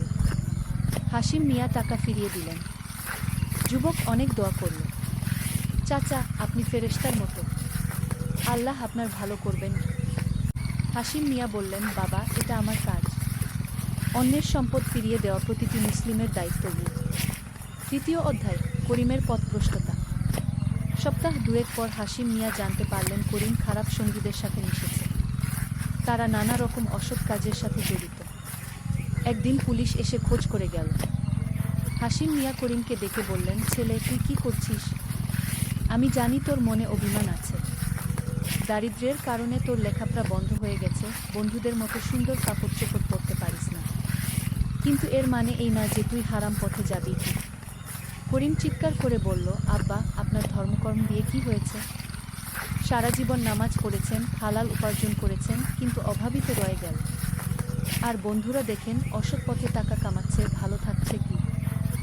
হাসিম মিয়ার চোখ ভিজে গেল। ছেলে, দুনিয়ার সুখ আর আখিরাতের সুখ এক জিনিস না। আল্লাহ পাক আমাদের পরীক্ষা করেন, ধনী গরিব সবাইকেই। আমাদের পরীক্ষা হচ্ছে দারিদ্র্যের মাধ্যমে আমরা কি ধৈর্য রাখতে পারি না হারাম পথে যাই। করিম কিছু শুনতে চাইল না, ঘর থেকে বের হয়ে গেল। চতুর্থ অধ্যায়, রহিমের জিজ্ঞাসা। রহিম ছিল পড়াশোনায় ভালো আর চিন্তাশীল। একদিন সে বাবার কাছে এল, আব্বা, আমার একটা প্রশ্ন আছে। কি? বল ছেলে। আমার বন্ধু সুমনের বাবা চোরা কারবার করে। তাদের বাড়িতে সব আছে, গাড়ি, বড় বাড়ি, ভালো খাবার। আর আমরা সবভাবে থেকেও এত কষ্ট। আল্লাহ কি অন্যায়কারীদের শাস্তি দেন না? হাসিম মিয়া রহিমকে কোলে নিয়ে বসালেন। রহিম, তুই কোরআন শরীফের একটা আয়াত শুনেছিস, ওয়ালা তাহসাবান্নাল্লাহা গাফিলান আম্মা ইয়ামালুল জালিমুন, মানে জালিমরা যা করে আল্লাহ সে সম্পর্কে বেকবর মনে করো না। মানে আল্লাহ সবকিছু দেখছেন, কিন্তু তিনি সবাইকে সময় দেন। দুনিয়াতে শাস্তি না পেলেও আখিরাতে পাবে। আর আমাদের মতো যারা কষ্ট করে সৎ পথে চলে, আল্লাহ তাদের জন্য রেখেছেন বিশেষ পুরস্কার। রহিম জিজ্ঞেস করল, কিন্তু আব্বা, আমার তো মনে হয় আমরা কষ্ট পাচ্ছি বলেই আল্লাহ আমাদের ভালোবাসেন না। কি? না রহিম, উল্টোটা। রাসূল সাক বলেছেন, আল্লাহ যাকে ভালোবাসেন তাকে পরীক্ষা করেন। তোর দিকে তাকা। তুই পড়াশোনায় ভালো, সৎ, মানুষকে সাহায্য করিস। এগুলো তো আল্লাহরই তৌফিক। রহিমের মুখে হাসি ফুটল। তাহলে আমরা আল্লাহর প্রিয় বান্দা, ইনশাআল্লাহ। পঞ্চম অধ্যায়, বিপদের রাত। একদিন গভীর রাতে করিম বাড়িতে ফিরল, খুব ভয় পেয়ে কাঁপছিল। আম্মা, আব্বা কোথায়? রহিমা খাতুন বললেন, তাহাজ্জুদ পড়ছেন। কি হয়েছে? করিম কাঁদতে শুরু করল। আম্মা, আমি খুব বড় ভুল করেছি। পুলিশ আমাদের ধরার জন্য খোঁজ করছে। আমরা একটা দোকানে চুরি করেছিলাম। রহিমা খাতুনের মাথায় যেন আকাশ ভেঙে পড়ল। তুই কি করেছিস করিম? হাসিম মিয়া নামাজ শেষ করে এসে সব শুনলেন। মুখে কোনো রাগ নেই, শুধু দুঃখ। করিম, এখনো সময় আছে। যাদের ক্ষতি করেছিস তাদের কাছে গিয়ে ক্ষমা চা। যা চুরি করেছিস ফিরিয়ে দেখি। কিন্তু আব্বা, পুলিশ ধরবে, জেল হবে। ছেলে, আল্লাহর কাছে তওবা করে মানুষের কাছে ক্ষমা চাওয়াটা শাস্তি পাওয়ার চেয়ে ভালো। অন্তত তোর বিবেক পরিষ্কার হবে। করিম রাতভর কাঁদল। ফজরের আজানের সময় বাবার কাছে এসে বলল, আব্বা, আমি আপনার সাথে নামাজ পড়ব। ষষ্ঠ অধ্যায়, তওবার পথ। পরের দিন সকালে করিম বাবার সাথে সেই দোকানে গেল যেখানে চুরি করেছিল। দোকানদার আগে রাগ করলেও পরে করিমের কান্না আর অনুশোচনা দেখে ক্ষমা করে দিলেন। তোমার বাবা সৎ মানুষ, তার ছেলে হয়ে এমন কাজ করলে তো দুঃখ পাবেন। আর করো না এসব। করিম সব কিছু ফিরিয়ে দিন। দোকানদার পুলিশে কেস করলেন না। এরপর থেকে করিম নিয়মিত নামাজ পড়তে শুরু করল, বাবার দোকানে সাহায্য করত, খারাপ বন্ধুদের সাথে মিশা ছেড়ে দিল। একদিন সে বলল, আব্বা, আমি আবার পড়াশোনা শুরু করতে চাই।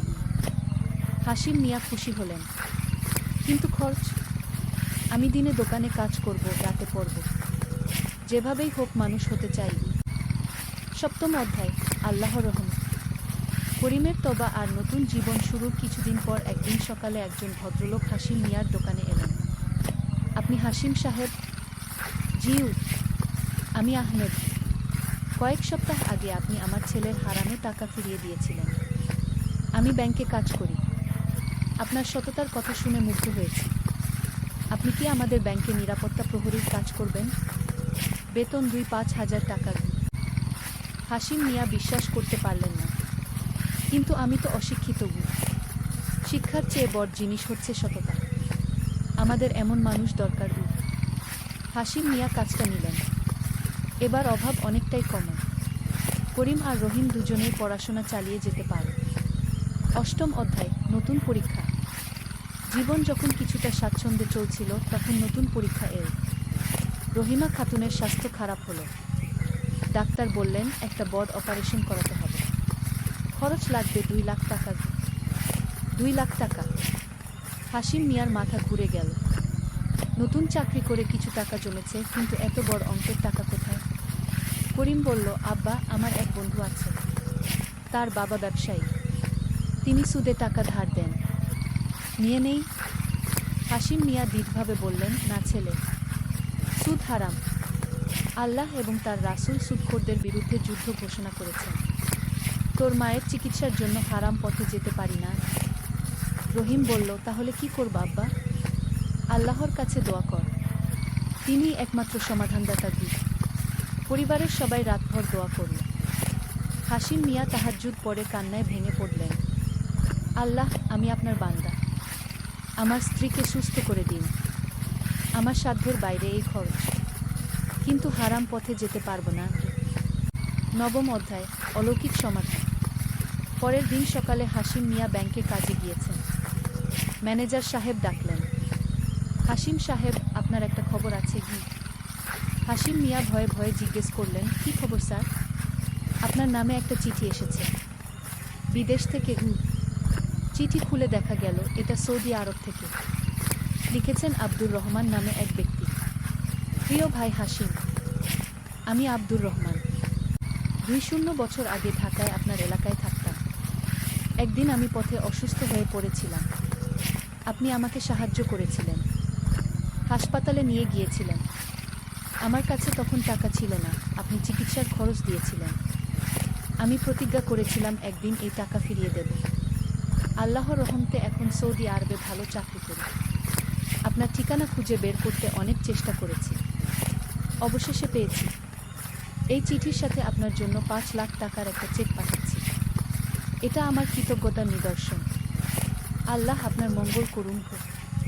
হাশিম মিয়া কাঁদতে শুরু করলেন। তিনি ভুলে গিয়েছিলেন সেই ঘটনার কথা। ২০ বছর আগে এক অসুস্থ যুবককে হাসপাতালে নিয়ে গিয়ে চিকিৎসার খরচ দিয়েছিলেন। আজ আল্লাহ সেই নেকির বিনিময় পাঠিয়ে দিয়েছেন। ১০ম অধ্যায়, শিক্ষা আর উপলব্ধি। রহিমা খাতুনের অপারেশন সফল হল। সে সুস্থ হয়ে বাড়ি ফিরল। পরিবারে আনন্দ। করিম এই ঘটনা দেখে আরও বেশি ধর্মকর্মে মন দিল। সে বুঝল আল্লাহর রহমত কত বিস্ময়কর।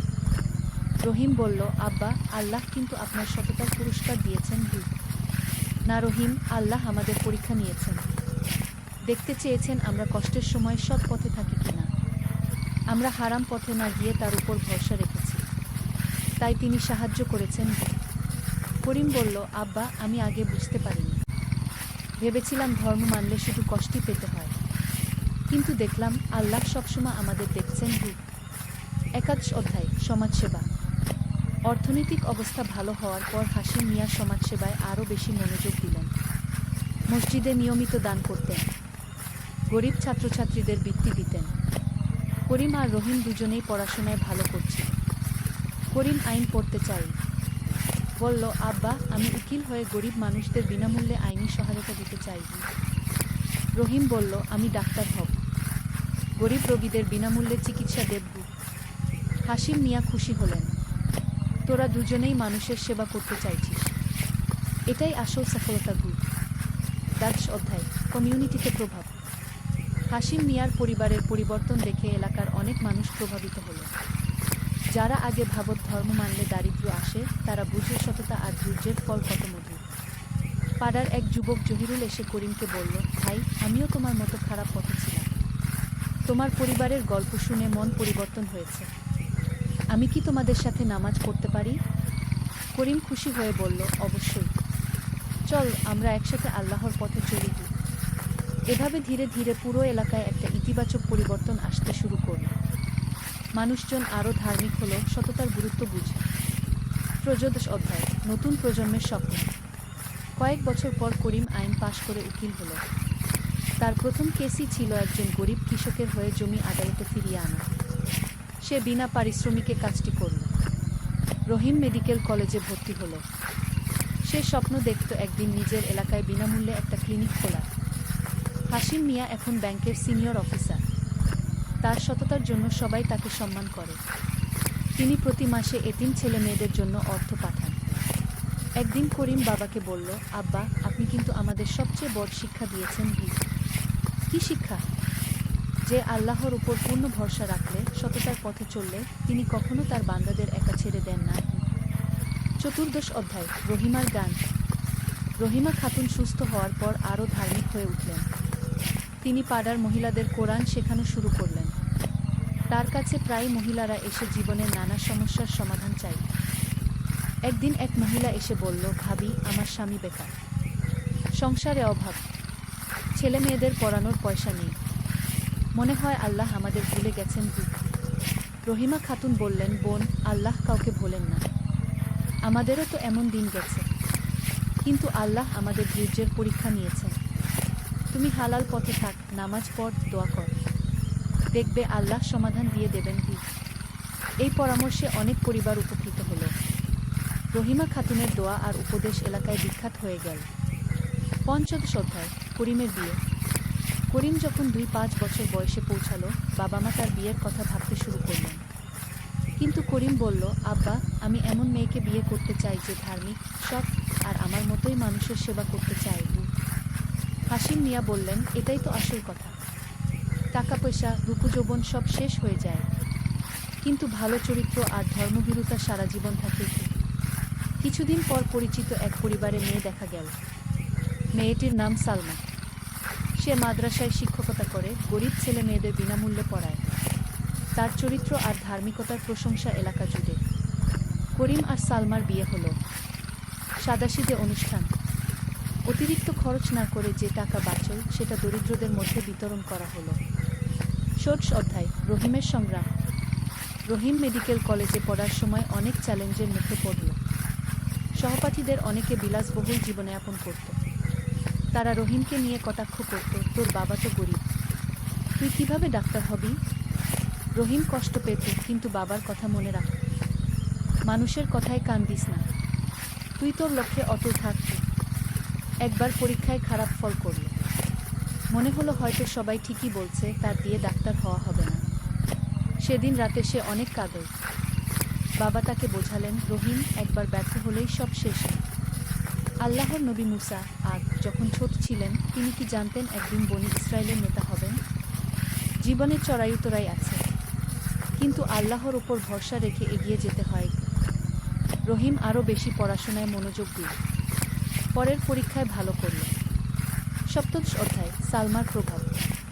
সালমা বিয়ের পর করিমের জীবনে নতুন মাত্রা যোগ করল। সে শুধু ভালো স্ত্রী ছিল না, ছিল একজন সুন্দর সাথী। দুজনে মিলে এলাকার দরিদ্র পরিবারগুলোর খোঁজখবর নিত। সালমা প্রতি সপ্তাহে মহিলাদের জন্য ধর্মীয় আলোচনার আয়োজন করত। সেখানে ইসলামিক শিক্ষার পাশাপাশি স্বাস্থ্য, পুষ্টি, শিশুপালন নিয়েও কথা হতো। একদিন করিম বলল, সালমা, আমার মনে হয় আমরা একটা এনজিও খুলি, নাম দেই আল খায়ের ফাউন্ডেশন। দরিদ্রদের সাহায্য, শিক্ষা, চিকিৎসা সব কিছু।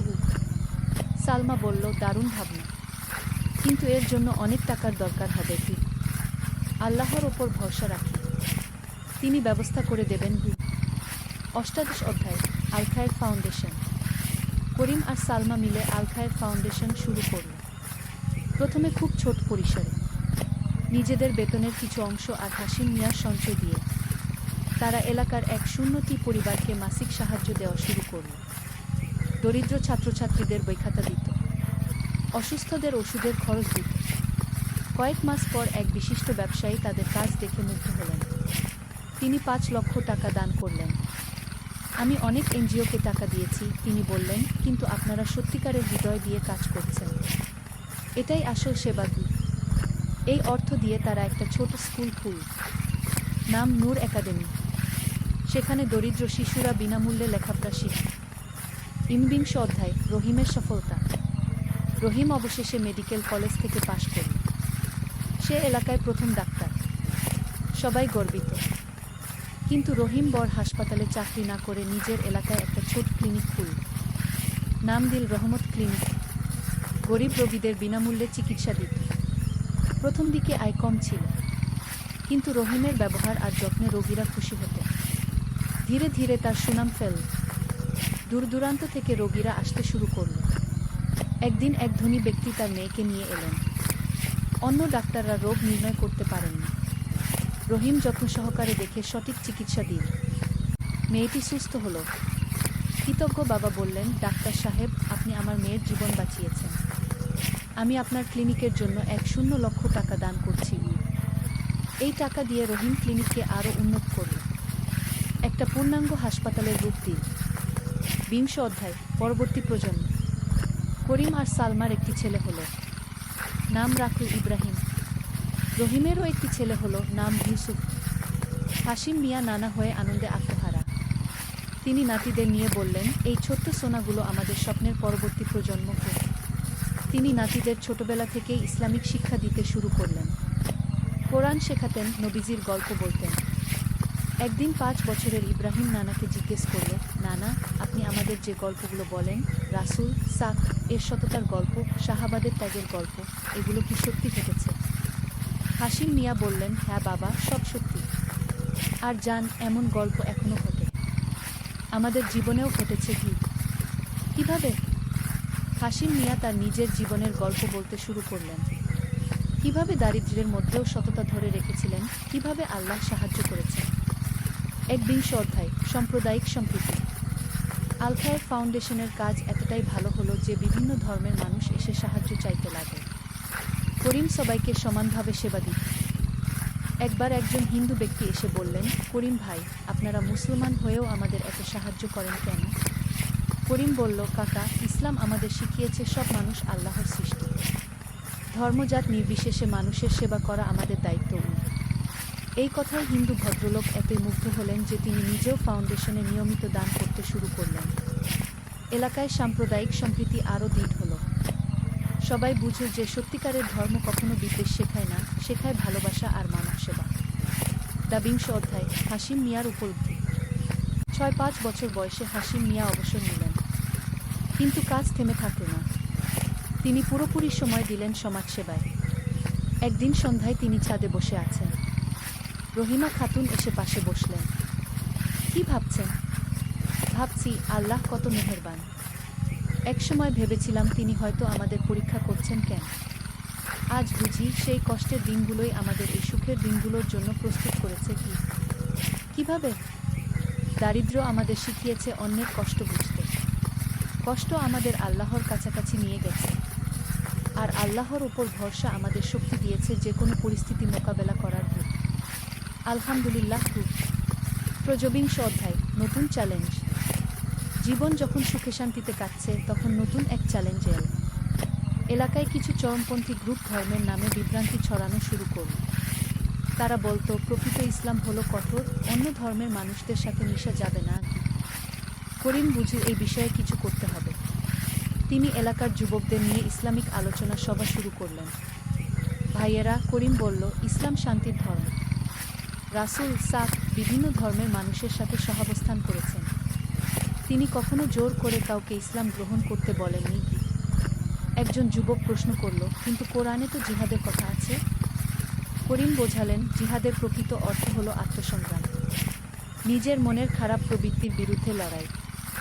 আর যদি যুদ্ধের কথা বলি, সেটাও শুধুমাত্র আত্মরক্ষার জন্য, আগ্রাসনের জন্য নয়। এই আলোচনায় অনেক যুবক সঠিক ইসলাম বুঝতে পারল। চরমপন্থীদের প্রভাব কমে গেল। চতুর্বিংশ অধ্যায় শিক্ষার আলো। নূর একাডেমি এখন একটা পূর্ণাঙ্গ স্কুল। সেখানে ৫০০ শিশু পড়াশোনা করে। শুধু বইয়ের শিক্ষা নয়, নৈতিক শিক্ষাও দেওয়া হয়। একদিন স্কুলের একটি ছাত্র, নাম সোহান, করিম স্যারের কাছে এল। স্যার, আমার বাবা বলেছেন লেখাপড়া করে কি হবে? গরিবের ছেলে তো গরিবই থাকবে। করিম সোহানকে বসালেন। সোহান, আমার নানা একসময় এমনই ভাবতেন, কিন্তু দেখ, শিক্ষার মাধ্যমে আমার বাবা ব্যাংকের অফিসার হয়েছেন, আমি উকিল, আমার ছোট চাচা ডাক্তার। শিক্ষাই পারে তোমাদের ভাগ্য বদলাতে। সোহানের চোখে স্বপ্ন জেগে উঠল। স্যার, আমি ইঞ্জিনিয়ার হতে চাই। অবশ্যই হবি, শুধু মনে রাখিস, সফল হওয়ার পর অন্যদের সাহায্য করার কথা ভুলে যেও না। পঞ্চবিংশ অধ্যায় আন্তর্জাতিক স্বীকৃতি। আল খায়ের ফাউন্ডেশনের কাজ এত ব্যাপক হলো যে আন্তর্জাতিক মানবাধিকার সংস্থাগুলো নজরে পড়ল। একটা আন্তর্জাতিক এনজিও তাদের বেস্ট কমিউনিটি সার্ভিস অ্যাওয়ার্ড দিল। করিম পুরস্কার নিতে ঢাকা গেলেন। সেখানে বিভিন্ন দেশের প্রতিনিধিরা ছিলেন। একজন ইউরোপিয়ান মহিলা বললেন, মরখেরেম, আপনাদের কাজ দেখে মুগ্ধ হয়েছে। আপনারা কি আন্তর্জাতিক সাহায্য নিতে চান? করিম বললেন, অবশ্যই, কিন্তু একটা শর্ত আছে। আমাদের মূল নীতি সততা আর নিঃস্বার্থ সেবা, এটাই কোনো আপস করব না। অ্যাবসলিউটলি, আমরা তো এই নীতির জন্যই আপনাদের পছন্দ করেছি। ষষ্ঠবিংশ অধ্যায় বার্ধক্যের প্রজ্ঞা। ৭০ বছর বয়সে হাশিম মিয়া আরও বেশি সময় ইবাদতবন্দেগীতে দিতে শুরু করলেন। তাহাজ্জুদ, জিকির, কোরআন তেলাওয়াত, এগুলোতে নিয়মিত। একদিন নাতি ইব্রাহিম, এখন ৫ বছর বয়স, নানাকে জিজ্ঞেস করল, নানা, আপনি কি কখনো অনুশোচনা করেন? মানে ভাবেন যদি অসৎ পথে টাকা কামাতেন তাহলে আরও ধনী হতে পারতেন? হাশিম মিয়া হাসলেন। ইব্রাহিম, আমি যা পেয়েছি তাতে আমি অনেক খুশি, কিন্তু আসল কথা হলো, আমি যে শান্তি পেয়েছি, যে নিষ্কলুষ ঘুম পাই রাতে, যেভাবে আল্লাহর কাছে সাহায্য চাইতে পারি, এগুলো অসৎ টাকায় পাওয়া সম্ভব না। মানে হলো, পার্থিব সম্পদের চেয়ে মানসিক শান্তি আর আল্লাহর সাথে সম্পর্ক বেশি মূল্যবান। আর দেখ, আল্লাহ আমাদের দুনিয়াতেও ভালো রেখেছেন, আখিরাতের জন্যও আশা রাখতে পারি। সপ্তবিংশ অধ্যায় নতুন স্বপ্ন। এখন করিমের ছেলে ইব্রাহিম আর রহিমের ছেলে ইউসুফ বড় হচ্ছে। ইব্রাহিম চায় কম্পিউটার ইঞ্জিনিয়ারিং পড়তে, ইউসুফ চায় আন্তর্জাতিক আইন নিয়ে পড়া। সত্যের তরবারি, একটি ইসলামিক যুদ্ধ কাহিনী। প্রথম অধ্যায় বিশ্বাসের আগুন। আন্দালুসিয়ার পাহাড়ি অঞ্চলে সূর্যোদয়ের সাথে সাথে আজানের সুমধুর ধ্বনি বেজে উঠল। মসজিদের মিনার থেকে মুয়াজ্জিনের কণ্ঠে আল্লাহু আকবার কি শব্দ প্রতিধ্বনিত হচ্ছিল চারদিকে। এই শব্দ শুনে তরুণ যোদ্ধা হারিস ইবনে আবদুল্লাহ তার নামাজের জায়নামাজ বিছিয়ে দিল। হারিস ছিল মাত্র ২৫ বছর বয়সী এক দক্ষ যোদ্ধা। তার পিতা আবদুল্লাহ ইবনে উমর ছিলেন এই অঞ্চলের একজন সম্মানিত আমির। হারিসের চোখ দুটি ছিল গভীর কালো, যেন রাতের আকাশের মতো, আর তার মুখমণ্ডলে ছিল দৃঢ়তা আর ঈমানের ছাপ। তার হাতে ছিল একটি বিশেষ তরবারি, যার নাম ছিল সাইফুল হক, সত্যের তরবারি। ফজরের নামাজ শেষ করে হারিস বাইরে এসে দেখতে পেল তার বন্ধু ও সহযোদ্ধা উমর ইবনে সাদ ছুটে আসছে। উমরের মুখে ছিল উদ্বেগের ছাপ। হারিস ভাই, উমর হাঁপাতে হাঁপাতে বলল, খবর পেয়েছি, রাজা আলফোনসোর বিশাল সেনাবাহিনী আমাদের দিকে এগিয়ে আসছে। তারা আমাদের গ্রামগুলো ধ্বংস করে দিতে চায় এবং আমাদের মসজিদগুলো ভেঙে ফেলতে চায়। হারিসের চোখে ক্রোধের আগুন জ্বলে উঠল, কিন্তু সে শান্ত স্বরে বলল, উমর, আল্লাহ তাআলা বলেছেন, তোমরা যুদ্ধ করো তাদের বিরুদ্ধে যারা তোমাদের বিরুদ্ধে যুদ্ধ করে। আমরা শুধু আত্মরক্ষার জন্যই যুদ্ধ করব, অন্যায় আগ্রাসনের জন্য নয়। দুই বন্ধু তাড়াতাড়ি গেল হারিসের পিতা আমির আবদুল্লাহের কাছে। আমির আবদুল্লাহ ছিলেন একজন অভিজ্ঞ নেতা এবং জ্ঞানী মানুষ। তার দাড়ি ছিল সাদা, কিন্তু চোখে ছিল যৌবনের তেজ। আব্বু, হারিস বলল, শত্রুরা আমাদের দিকে এগিয়ে আসছে। আমাদের কি করা উচিত? আমির আবদুল্লাহ কিছুক্ষণ চিন্তা করে বললেন, বেটা হারিস, প্রথমে আমরা আল্লাহর কাছে দোয়া করব। তারপর আমরা প্রতিবেশী মুসলিম গ্রামগুলোর সাথে যোগাযোগ করব। একসাথে আমরা শক্তিশালী। মনে রাখ, আল্লাহ তাআলা বলেছেন, আর তোমরা আল্লাহর রজ্জুকে দৃঢ়ভাবে ধারণ কর এবং পরস্পর বিচ্ছিন্ন হজো না। দ্বিতীয় অধ্যায়, ঐক্যের শক্তি। পরের দিন থেকেই শুরু হল প্রস্তুতির কাজ। হারিস এবং তার সাথীরা বিভিন্ন গ্রামে গিয়ে মুসলিমদের একত্রিত করতে লাগে। তারা দেখল যে সবাই একইভাবে উদ্বিগ্ন এবং প্রস্তুত। একদিন হারিস পৌঁছাল বাইতুল হিকমাহ নামক একটি গ্রামে। এই গ্রামে বাস করতেন বিখ্যাত আলেম শাইখ ইউসুফ আল-আন্দালুসি। শাইখ ইউসুফ ছিলেন একজন বয়স্ক মানুষ, কিন্তু তার জ্ঞান আর প্রজ্ঞা ছিল অসাধারণ। শাইখ, হারিস বিনয়ের সাথে বলল, আমরা একটা কঠিন সময়ের মুখোমুখি। আপনার পরামর্শ চাই। শাইখ ইউসুফ হারিসের দিকে তাকিয়ে মৃদু হেসে বললেন, বেটা, তুমি কি জান বদরের যুদ্ধের কথা? মুসলিমরা ছিল মাত্র ৩১৩ জন, আর কাফেররা ছিল ১০০০ জন। কিন্তু আল্লাহ তাআলার সাহায্যে মুসলিমরা জিতেছিল, কারণ তাদের ছিল দৃঢ় ঈমান, একতা আর ন্যায়ের পক্ষে লড়াইয়ের সংকল্প। তিনি আরও বললেন, যুদ্ধে যাওয়ার আগে তোমাদের ৩টি কাজ করতে হবে। প্রথম, আল্লাহর কাছে তওবা কর এবং তার সাহায্য প্রার্থনা কর। দ্বিতীয়, তোমাদের পরিবার আর অন্যদের সাথে সব দ্বন্দ্ব মিটিয়ে ফেল। তৃতীয়, মনে রাখ যে তোমরা শুধু আল্লাহর সন্তুষ্টির জন্য যুদ্ধ করছো, কোনো ব্যক্তিগত স্বার্থের জন্য নয়। হারিস শাইখের কথা মনোযোগ দিয়ে শুনল এবং বুঝল যে এই যুদ্ধ শুধু শারীরিক নয়, এটা আধ্যাত্মিক যুদ্ধ। সেদিন রাতে হারিস দীর্ঘ সময় ধরে নামাজ পড়ল এবং আল্লাহর কাছে দোয়া করল। সে বলল, হে আল্লাহ, আপনি আমাদের ঈমান বৃদ্ধি করুন, আমাদের ঐক্যবদ্ধ রাখুন এবং আমাদের শত্রুদের বিরুদ্ধে সাহায্য করুন। আমরা আপনার দ্বীনকে রক্ষা করার জন্য যুদ্ধ করতে চাই। তৃতীয় অধ্যায়, যুদ্ধের প্রস্তুতি। ৩ সপ্তাহ পর মুসলিম যোদ্ধারা একত্রিত হল। তাদের সংখ্যা ছিল প্রায় ৮০০ জন। প্রত্যেকেই ছিল দক্ষ যোদ্ধা এবং বীর মুমিন। তাদের মধ্যে ছিল তরবারিবাজ, তীরন্দাজ এবং অশ্বারোহী। হারিসকে নিযুক্ত করা হলো এক বিশেষ দলের নেতা হিসেবে। তার দলে ছিল ৫০০ জন নির্বাচিত যোদ্ধা। এরা সবাই ছিল তরুণ, সাহসী এবং আল্লাহর পথে জান দিতে প্রস্তুত। যুদ্ধের আগের রাতে সবাই একসাথে মাগরিবের নামাজ পড়ল। নামাজের পর আমির আবদুল্লাহ সবার সামনে একটি ভাষণ দিলেন। হে মুজাহিদগণ, তিনি বললেন, কাল আমরা যুদ্ধে যাব। কিন্তু মনে রাখবেন, আমরা কোনো অন্যায় আগ্রাসনকারী নই। আমরা আমাদের দ্বীন, আমাদের পরিবার এবং আমাদের মাতৃভূমি রক্ষা করতে যাচ্ছি। তিনি আরও বললেন, যুদ্ধে আমাদের নিয়ম হবে ইসলামের নিয়ম। আমরা কোনো নিরীহ মানুষকে হত্যা করব না, কোনো গাছ কাটব না, অহেতুক কোনো ইবাদতখানা ধ্বংস করব না। আমরা শুধু তাদের সাথে যুদ্ধ করব যারা আমাদের সাথে যুদ্ধ করে। সেই রাতে হারিস তার তরবারি সাইফুল হক পরিষ্কার করল এবং তাতে তেল মাখল। এই তরবারিটি ছিল তার দাদার উপহার, যিনি এই তরবারি দিয়ে বহু ন্যায়ের যুদ্ধ করেছিলেন। তরবারির গায়ে আরবিতে খোদাই করা ছিল, ওয়ামা নাসরু ইল্লা মিন ইন্দিল্লাহ, আর সাহায্য কেবল আল্লাহর পক্ষ থেকেই আসে।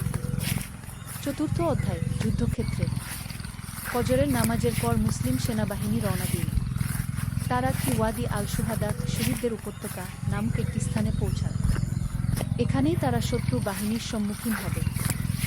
সূর্য যখন আকাশের মধ্যভুবনে, তখন দেখা গেল রাজা আলফোন্সোর বিশাল সেনাবাহিনী। তাদের সংখ্যা ছিল প্রায় ৩,০০০। তাদের কাছে ছিল ভারী অস্ত্রশস্ত্র, বর্ম এবং যুদ্ধের ঘোড়া।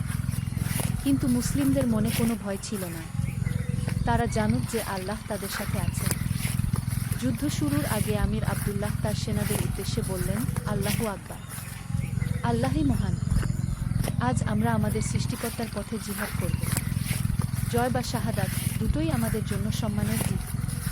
সবাই একসাথে বলে উঠল, আল্লাহু আকবার। যুদ্ধ শুরু হলো। প্রথম দিকে শত্রুরা তাদের সংখ্যাধিক্যের কারণে এগিয়ে যেতে লাগল। কিন্তু মুসলিম যোদ্ধারা ছিল বেশি দক্ষ এবং তাদের ঈমান ছিল তাদের সবচেয়ে বড় শক্তি। হারিস এবং তার দল শত্রু বাহিনীর মূল অংশে আক্রমণ করল। হারিসের তরবারি ও সাইফুল হক বিজলির মতো চমকাচ্ছিল। প্রতিটি আঘাত ছিল নির্ভুল এবং কার্যকর। যুদ্ধের এক পর্যায়ে হারিস দেখল যে তার বন্ধু উমর বিপদে পড়েছে। ৩ জন শত্রু সৈনিক উমরকে ঘিরে ফেলেছে। হারিস তৎক্ষণাৎ আল্লাহু আকবার বলে তাদের দিকে ছুটে গেল। উমর, আল্লাহর নামে সাহস কর, হারিস চিৎকার করে বলল। তার তরবারির এক কোপে ২ শত্রু সৈনিক পালিয়ে গেল। তৃতীয় জন হারিসের সাহসিকতা দেখে ভয় পেয়ে দূরে সরে গেল। জাযাকাল্লাহু খায়রান হারিস ভাই, উমর কৃতজ্ঞতায় বলল। পঞ্চম অধ্যায়, দৈবিক সাহায্য। যুদ্ধ যখন তুঙ্গে, তখন হঠাৎ করে আকাশে কালো মেঘ জমতে লাগল। এর কিছুক্ষণ পরেই শুরু হল ভীষণ ঝড়। এই ঝড় শত্রু সেনাদের অশ্বারোহী বাহিনীকে বিশৃঙ্খল করে দিল। হারিস এবং অন্যান্য মুসলিম যোদ্ধারা বুঝল যে এটা আল্লাহর পক্ষ থেকে সাহায্য। তারা নতুন উদ্যমে যুদ্ধ করতে লাগল। এই সময় একটি আশ্চর্য ঘটনা ঘটে। যুদ্ধের ময়দানে হঠাৎ করে একটি সাদা পায়রা এসে হারিসের কাঁধে বসল। পায়রাটি কয়েক সেকেন্ড বসে থেকে আবার উড়ে গেল। এই দৃশ্য দেখে মুসলিম যোদ্ধারা আরও অনুপ্রাণিত হল। তারা মনে করল এটা আল্লাহর পক্ষ থেকে একটি ইশারা যে তিনি তাদের সাথে আছেন। যুদ্ধের শেষ পর্যায়ে এসে শত্রু বাহিনীর মনোবল ভেঙে গেল। তারা দেখল যে মুসলিমরা অল্প সংখ্যক হলেও তাদের সাহস এবং দক্ষতা অসাধারণ। সূর্যাস্তের আগেই শত্রু বাহিনী পালিয়ে যেতে শুরু করল। রাজা আলফোন্সো তার প্রধান সেনাপতিদের সাথে পিছু হটতে বাধ্য হল। ষষ্ঠ অধ্যায়, বিজয় ও কৃতজ্ঞতা। সূর্যাস্তের সময় মুসলিমদের বিজয় নিশ্চিত হল। কিন্তু তারা কোনো অহংকার করল না। বরং সবাই একসাথে মাগরিবের নামাজ পড়ল এবং আল্লাহর শুকরিয়া আদায় করল। নামাজের পর আমির আবদুল্লাহ সবাইকে লক্ষ্য করে বললেন, আল্লাহর প্রশংসা যিনি আমাদের বিজয় দান করেছেন। কিন্তু মনে রাখবেন, এই বিজয় আমাদের নিজেদের শক্তিতে আসেনি। এটা এসেছে আল্লাহর রহম থেকে। তিনি আরও বললেন, এখন আমাদের কাজ হলো আহত যোদ্ধাদের চিকিৎসা করা, শহীদদের জন্য দোয়া করা এবং কৃতজ্ঞতার সাথে আল্লাহর ইবাদত করা। হারিস তার তরবারি ও সাইফুল হক পরিষ্কার করে খাপে রাখে। সে জানুক যে এই বিজয় তাকে আরও বিনয়ী এবং আল্লাহর প্রতি আরও কৃতজ্ঞ হতে শিখিয়েছে। যুদ্ধে ৫ জন মুসলিম যোদ্ধা শহীদ হয়েছিল। তাদের জন্য জানাজার নামাজ পড়া হলো এবং তাদের উচ্চ পাহাড়ের উপর সম্মানের সাথে দাফন করা হলো। হারিস তার বন্ধু উমরের সাথে শহীদদের কবরের কাছে দাঁড়িয়ে বলল, এই ভাইরা আল্লাহর পথে জান দিয়েছে। আল্লাহ তাদের জান্নাত নসিব করুন। সপ্তম অধ্যায়, যুদ্ধের পর। যুদ্ধের পর কয়েকদিন মুসলিমরা আহতদের সেবা করল এবং তাদের এলাকা পুনর্গঠনের কাজে লাগল। তারা দেখল যে শত্রুরা যেসব বাড়িঘর ক্ষতিগ্রস্ত করেছিল সেগুলো মেরামত করতে হবে। হারিস এবং তার সাথীরা নিজেদের অস্ত্র রেখে কাজে লাগল। তারা বাড়িঘর মেরামত করল, মসজিদ পরিষ্কার করল এবং বিধবা ও এতিমদের সাহায্য করল। একদিন হারিস কাজ করছিল, তখন একজন বৃদ্ধ খ্রিস্টান মহিলা তার কাছে এল। মহিলাটি ভয়ে ভয়ে বলল, তুমি কি আমাকে মারবে? হারিস অবাক হয়ে বলল, কেন আমি আপনাকে মারব? আপনি তো নিরীহ। মহিলাটি বলল, কিন্তু আমি শুনেছি যে মুসলিমরা সবাইকে মেরে ফেলে। কি? হারিস মৃদু হেসে বলল, না খালাম, আমাদের ধর্ম আমাদের শেখায় যে আমরা শুধু তাদের সাথে যুদ্ধ করি যারা আমাদের সাথে যুদ্ধ করে। আপনার মতো নিরীহ মানুষকে আমরা কষ্ট দেই না, বরং আমরা আপনাকে রক্ষা করি। মহিলাটি আশ্চর্য হয়ে বলল, সত্যি? কিন্তু তোমরা তো জিতেছ। জয়ীরা সবসময় পরাজিতদের কষ্ট দেয়া। হারিস বলল, আমাদের ধর্ম আমাদের ন্যায় বিচার শেখায়। আমাদের নবী মুহাম্মদ সাল্লাল্লাহু আলাইহি ওয়াসাল্লাম বলেছেন, যে ব্যক্তি কোনো চুক্তিবদ্ধ অমুসলিমকে কষ্ট দেয় সে আমার বিরোধী। এই কথা শুনে মহিলাটি খুশি হয়ে বলল, তাহলে আমি নিরাপদ। হ্যাঁ, আপনি সম্পূর্ণ নিরাপদ। আপনি চাইলে আমরা আপনার ঘর মেরামত করে দেব, হারিস বলল। অষ্টম অধ্যায়, শিক্ষা ও প্রজ্ঞা। যুদ্ধের 1 মাস পর হারিস গেল শায়খ ইউসুফের কাছে। তিনি তখন তার ছাত্রদের দর্স দিচ্ছিলেন। শায়খ, হারিস বলল, আমি এই যুদ্ধ থেকে অনেক কিছু শিখেছি। কিন্তু আমার মনে একটা প্রশ্ন রয়েছে। কি? বল বেটা, কি প্রশ্ন? শায়খ ইউসুফ বললেন। আমরা জিতেছি, এটা আল্লাহর রহমত। কিন্তু এর অর্থ কি এই যে আমরা অন্যদের চেয়ে ভালো? হারিস জিজ্ঞেস করল। শায়খ ইউসুফ মুচকি হেসে বললেন, চমৎকার প্রশ্ন। না বেটা, জয় মানে এই নয় যে আমরা অন্যদের চেয়ে উত্তম। বরং এর মানে হলো আল্লাহ আমাদের পরীক্ষা করছেন। তিনি দেখতে চান যে আমরা বিজয়ের পর কেমন আচরণ করি। তিনি আরও বললেন, মনে রাখ, আল্লাহ তাআলা কুরআনে বলেছেন, হে মুমিনগণ, তোমরা ন্যায়ের সাক্ষী হিসেবে আল্লাহর জন্য দাঁড়াও, যদিও তা তোমাদের নিজেদের পিতামাতা ও আত্মীয়দের বিরুদ্ধে হয়। ন্যায় বিচার করা আমাদের ধর্মের মূল কথা। হারিস মাথা নেড়ে বলল, আমি বুঝতে পারছি। যুদ্ধ জেতার পর আমাদের আরও বিনয়ী হতে হবে, আরও দয়ালু হতে হবে। ঠিক বলেছ। আর আরেকটি কথা মনে রাখ, শায়খ বললেন, এই বিজয় আমাদের দায়িত্ব বাড়িয়ে দিয়েছে। এখন আমাদের এমনভাবে চলতে হবে যেন মানুষ আমাদের চরিত্র দেখে ইসলামের সৌন্দর্য বুঝতে পারে। কি? নবম অধ্যায়, নতুন চ্যালেঞ্জ। 3 মাস পর হারিস জানতে পারে যে রাজা আলফোন্সো আবার একটি বড় সেনাবাহিনী নিয়ে ফিরে আসার পরিকল্পনা করছে। এবার সে অন্যান্য খ্রিস্টান রাজাদের সাথে জোট বেঁধেছে। কিন্তু এই খবর পেয়েও হারিস বিচলিত হল না। সে বুঝেছিল যে জিহাদ শুধু একটি যুদ্ধ নয়, এটি একটি চলমান প্রক্রিয়া। আল্লাহর পথে সংগ্রাম করতে হয় প্রতিদিন, প্রতিটি কাজে। একদিন হারিস তার বাবার কাছে গিয়ে বলল, আব্বু, আমি একটা সিদ্ধান্ত নিয়েছি। কি সিদ্ধান্ত বেটা? আমির আব্দুল্লাহ জিজ্ঞেস করলেন। আমি শুধু যুদ্ধের জন্য প্রস্তুতি নেব না, বরং আমাদের সমাজকে আরও শক্তিশালী করে তুলব। আমি দেখেছি যে আমাদের কিছু মানুষ এখনও ইসলামের প্রকৃত শিক্ষা জানে না। আমি তাদের শিক্ষা দেওয়ার ব্যবস্থা করতে চাই। আমির আব্দুল্লাহ গর্বিত হয়ে বললেন, মাশাআল্লাহ বেটা, এটাই তো আসল জিহাদ। তরবারি দিয়ে যুদ্ধ করা একটা দিক, কিন্তু জ্ঞান দিয়ে মানুষের হৃদয় জয় করাটা আরও বড় জিহাদ। দশম অধ্যায়, শিক্ষার জিহাদ। পরের কয়েক মাসে হারিস একটি মাদ্রাসা প্রতিষ্ঠা করল। এই মাদ্রাসায় শুধু ইসলামী শিক্ষাই দেওয়া হতো না, বরং চিকিৎসাবিদ্যা, জ্যোতির্বিদ্যা, গণিত এবং অন্যান্য বিজ্ঞানও শেখানো হতো। মাদ্রাসার নাম রাখা হল দারুল উলুম ওয়াল জিহাদ, জ্ঞান ও সংগ্রামের ঘর। হারিস নিজেই সেখানে তরবারিবাজি এবং যুদ্ধের কৌশল শেখায়। কিন্তু প্রতিটি ক্লাসের আগে সে তার ছাত্রদের বলত, মনে রাখ, তরবারি হল শেষ উপায়। আগে চেষ্টা কর কথা দিয়ে, ভালো আচরণ দিয়ে এবং ন্যায় বিচার দিয়ে সমস্যার সমাধান করতে। একদিন তার এক ছাত্র জিজ্ঞেস করল, উস্তাদ, যদি কেউ আমাদের ধর্ম নিয়ে খারাপ কথা বলে, তাহলে কি আমরা তার সাথে যুদ্ধ করব? হারিস বলল, না বেটা, কুরআনে আল্লাহ বলেছেন, দ্বীনের ব্যাপারে কোনো জবরদস্তি নেই। আমরা মানুষকে জোর করে মুসলমান বানাতে পারি না। আমাদের কাজ হলো আমাদের চরিত্র এবং আচরণ দিয়ে ইসলামের সৌন্দর্য তুলে ধরা। একাদশ অধ্যায়, অপ্রত্যাশিত বন্ধুত্ব। একদিন হারিসের কাছে একটি অদ্ভুত খবর এল। রাজা আলফোন্সোর এক সেনাপতি নাম ফার্নান্দো তার সাথে দেখা করতে চায়। হারিস প্রথমে ভাবল এটা কোনো ফাঁদ হতে পারে।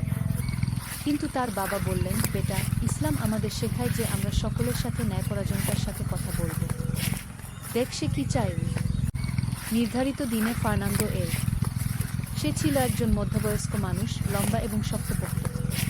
কিন্তু তার চোখে কোনো শত্রুতা ছিল না। হারিস, ফার্নান্দো বলল, আমি তোমার সাথে কথা বলতে এসেছি। বলুন, হারিস ভদ্রতার সাথে বলল। আমি গত যুদ্ধে ছিলাম। আমি দেখেছি তোমরা কেমন যুদ্ধ কর। তোমরা কোনো নিরীহ মানুষকে মারনি, কোনো গির্জা ভাঙনি। উল্টো তোমরা আমাদের আহতদের চিকিৎসা করেছ। হারিস বলল, এটাই আমাদের ধর্মের শিক্ষা। ফার্নান্দো বলল, আমি আমার রাজাকে বোঝানোর চেষ্টা করেছি যে তোমাদের সাথে শান্তি করা উচিত, কিন্তু সে শুনছে না। আমি চাই তোমরা একটা প্রস্তাব বিবেচনা করব। কি প্রস্তাব? হারিস জিজ্ঞেস করল। আমি আমার এলাকার মানুষদের সাথে কথা বলেছি। আমরা এই অহেতুক যুদ্ধ চাই না। আমরা চাই শান্তিতে বসবাস করতে। তোমরা তোমাদের এলাকায় থাক, আমরা আমাদের এলাকায় থাকি। একে অপরের সাথে ব্যবসা করি, একে অপরের সাহায্য করি। হারিস এই প্রস্তাবে অবাক হল। সে বলল, আপনি কি জানেন যে আপনার রাজা এই কথা জানলে আপনার কি হতে পারে? ফার্নান্দো বলল, আমি জানি, কিন্তু আমি মনে করি শান্তি যুদ্ধের চেয়ে ভালো।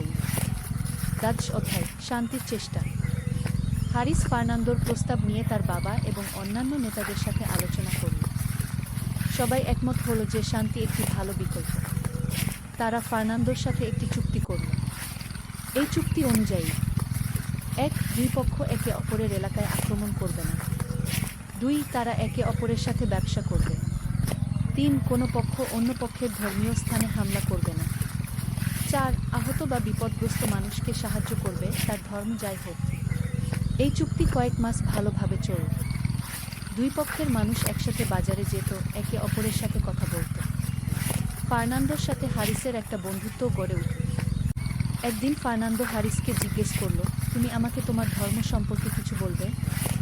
হারিস বলল, আমাদের ধর্মের মূল কথা হলো একমাত্র আল্লাহর ইবাদত করা এবং সব মানুষের সাথে ন্যায়বিচার করা। আমরা বিশ্বাস করি যে সব মানুষ সমান, কালো সাদা আর বনারক সবাই এক। ফার্নান্দো বলল, এটা তো খুব সুন্দর শিক্ষাগু। 13 অধ্যায়, বিশ্বাসঘাতকতা ও ক্ষমা। কিন্তু এই শান্তি বেশি দিন টিকল না। রাজা আলফোন্সো যখন জানল যে ফার্নান্দো মুসলিমদের সাথে চুক্তি করেছে, তখন সে ক্রুদ্ধ হয়ে ফার্নান্দোকে কারাগারে বন্দী করল। এরপরে রাজা আলফোন্সো রাতের অন্ধকারে হারিসের গ্রামে আক্রমণ করল। এটা ছিল বিশ্বাসঘাতকতা, কারণ চুক্তি অনুযায়ী তারা একে অপরকে আক্রমণ করবে না। এই আক্রমণে হারিসের চাচা আহমেদ ইবনে উমর শহীদ হলেন। কিছু বাড়িঘর পুড়ে গেল এবং মসজিদেরও ক্ষতি হল। হারিস এবং অন্যান্যরা খুব রেগে গেল। কিছু যোদ্ধা বলল, এখন আমরা তাদের সব কিছু ধ্বংস করে দেব। তারা বিশ্বাসঘাতকতা করেছে কি? কিন্তু হারিস শান্ত স্বরে বলল, না ভাইরা, আমরা ক্রোধে অন্ধ হয়ে যাব না। আল্লাহ তাআলা বলেছেন, একজনের অপরাধের জন্য অন্যজনকে দায়ী করা হবে না। ফার্নান্দো আমাদের সাথে বিশ্বাসঘাতকতা করেনি, রাজা আলফোন্সো করেছে কি? তিনি আরও বললেন, আমরা আমাদের প্রতিরক্ষার জন্য যুদ্ধ করব, কিন্তু আমরা নিরীহ মানুষদের কষ্ট দেব না। 14 অধ্যায়, চূড়ান্ত যুদ্ধ। রাজা আলফোন্সো এবার আরও বড় সেনাবাহিনী নিয়ে এল। তার সাথে ছিল 5,000 সৈন্য। তিনি মুসলিমদের সম্পূর্ণভাবে পরাজিত করতে চাইছিলেন। হারিস এবং তার সাথীরা বুঝল যে এটা তাদের জন্য সবচেয়ে কঠিন যুদ্ধ হবে, কিন্তু তারা হাল ছাড়ল না। যুদ্ধের আগের রাতে হারিস দীর্ঘক্ষণ ধরে দোয়া করল। সে বলল, হে আল্লাহ, আপনি আমাদের ঈমান মজবুত করুন। আমরা যদি এই যুদ্ধে মারা যাই, তাহলে আমাদের শহীদের মর্যাদা দিন। আর যদি আমরা জিতি, তাহলে আমাদের অহংকারী বানাবেন না। পরদিন সকালে যুদ্ধ শুরু হলো। এবার যুদ্ধ ছিল আরও ভয়াবহ। শত্রুদের সংখ্যা ছিল অনেক বেশি এবং তাদের অস্ত্রশস্ত্র ছিল উন্নত। যুদ্ধের এক পর্যায়ে হারিস দেখল যে তার বাবা আমির আবদুল্লাহ গুরুতর আহত হয়েছেন। হারিস তার বাবার কাছে ছুটে গেল। আব্বু, হারিস চিৎকার করে বলল। আমির আবদুল্লাহ দুর্বল স্বরে বললেন, বেটা হারিস, আমি যেতে পারি না। তুমি নেতৃত্ব দাও।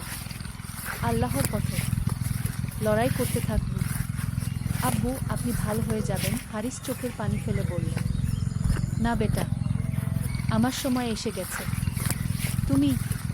তুমি আমার গর্ব। আল্লাহ তোমার সাহায্যকারী। এই বলে আমির আবদুল্লাহ শেষ নিঃশ্বাস ত্যাগ করলেন। ইন্না লিল্লাহি ওয়া ইন্না ইলাইহি রাজিউন। 50 অধ্যায়, নেতৃত্ব ও বিজয়। বাবার মৃত্যুতে হারিস প্রথমে কিছুক্ষণ হতবিহ্বল হয়ে গেল, কিন্তু তারপর সে উঠে দাঁড়াল এবং তার তরবারি সাইফুল হককে হাতে নিল। ভাইরা, হারিস উচ্চ স্বরে বলল, আমার পিতা শহীদ হয়েছেন, কিন্তু আমরা হাল ছাড়ব না। আল্লাহু আকবার। সবাই একসাথে বলে উঠল, আল্লাহু আকবার। হারিসের নেতৃত্বে মুসলিম যোদ্ধারা নতুন উদ্যমে যুদ্ধ করতে লাগল। তারা এমন সাহসিকতার সাথে যুদ্ধ করল যে শত্রু সেনারা অবাক হয়ে গেল। যুদ্ধের শেষ পর্যায়ে একটি আশ্চর্য ঘটনা ঘটল। রাজা আলফোন্সোর কিছু সৈন্য যুদ্ধ করতে অস্বীকার করল। তারা বলল যে তারা আর এই অন্যায় যুদ্ধে অংশ নিতে চায় না। এদের মধ্যে ছিল ফার্নান্দোর কিছু বন্ধু, যারা কারাগার থেকে পালিয়ে এসেছিল। তারা হারিসের কাছে এসে বলল, আমরা তোমাদের সাথে যুদ্ধ করতে চাই না, আমরা শান্তি চাই। এই ঘটনায় রাজা আলফোন্সোর সেনাবাহিনীতে বিভেদ সৃষ্টি হল। অনেক সৈন্য যুদ্ধক্ষেত্র ছেড়ে চলে গেল। সূর্যাস্তের আগেই রাজা আলফোন্সো পরাজয় স্বীকার করে পালিয়ে গেল। 16 অধ্যায়, ক্ষমা ও মহানুভবতা। যুদ্ধের পর হারিস এবং তার সাথীরা বিজয়ী হলেও তারা কোনো উল্লাস করল না। তাদের অনেক প্রিয় মানুষ শহীদ হয়েছিল, তাদের জন্য তারা দুঃখিত ছিল। হারিস তার বাবার লাশ কোলে নিয়ে কাঁদছিল। তখন উমর এসে তাকে সান্ত্বনা দিয়ে বলল, হারিস ভাই, চাচা শহীদ হয়েছেন, আল্লাহ তাকে জান্নাত নসিব করুন।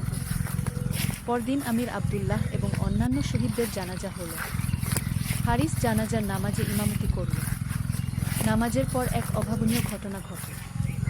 ফার্নান্দো কারাগার থেকে পালিয়ে এসে হারিসের কাছে হাজির হল। হারিস ফার্নান্দো কাঁদতে কাঁদতে বলল, আমি তোমার বাবার মৃত্যুর জন্য দুঃখিত। আমি জানি আমার রাজা খারাপ কাজ করেছে। হারিস ফার্নান্দোর দিকে তাকিয়ে বলল, ফার্নান্দো, তুমি তো এর জন্য দায়ী নও। তুমি তো শান্তি চেয়েছিলে কি? কিন্তু আমি আমার রাজার সৈন্য। আমি তোমাদের কষ্ট দেওয়ার জন্য দুঃখিত। হারিস বলল, আল্লাহ তাআলা বলেছেন, আর যে ক্ষমা করে ও সংশোধন করে তার পুরস্কার আল্লাহর কাছে, আমি তোমাকে ক্ষমা করে দিলাম। কি? ফার্নান্দো অবাক হয়ে বলল, তুমি আমাকে ক্ষমা করে দিলে?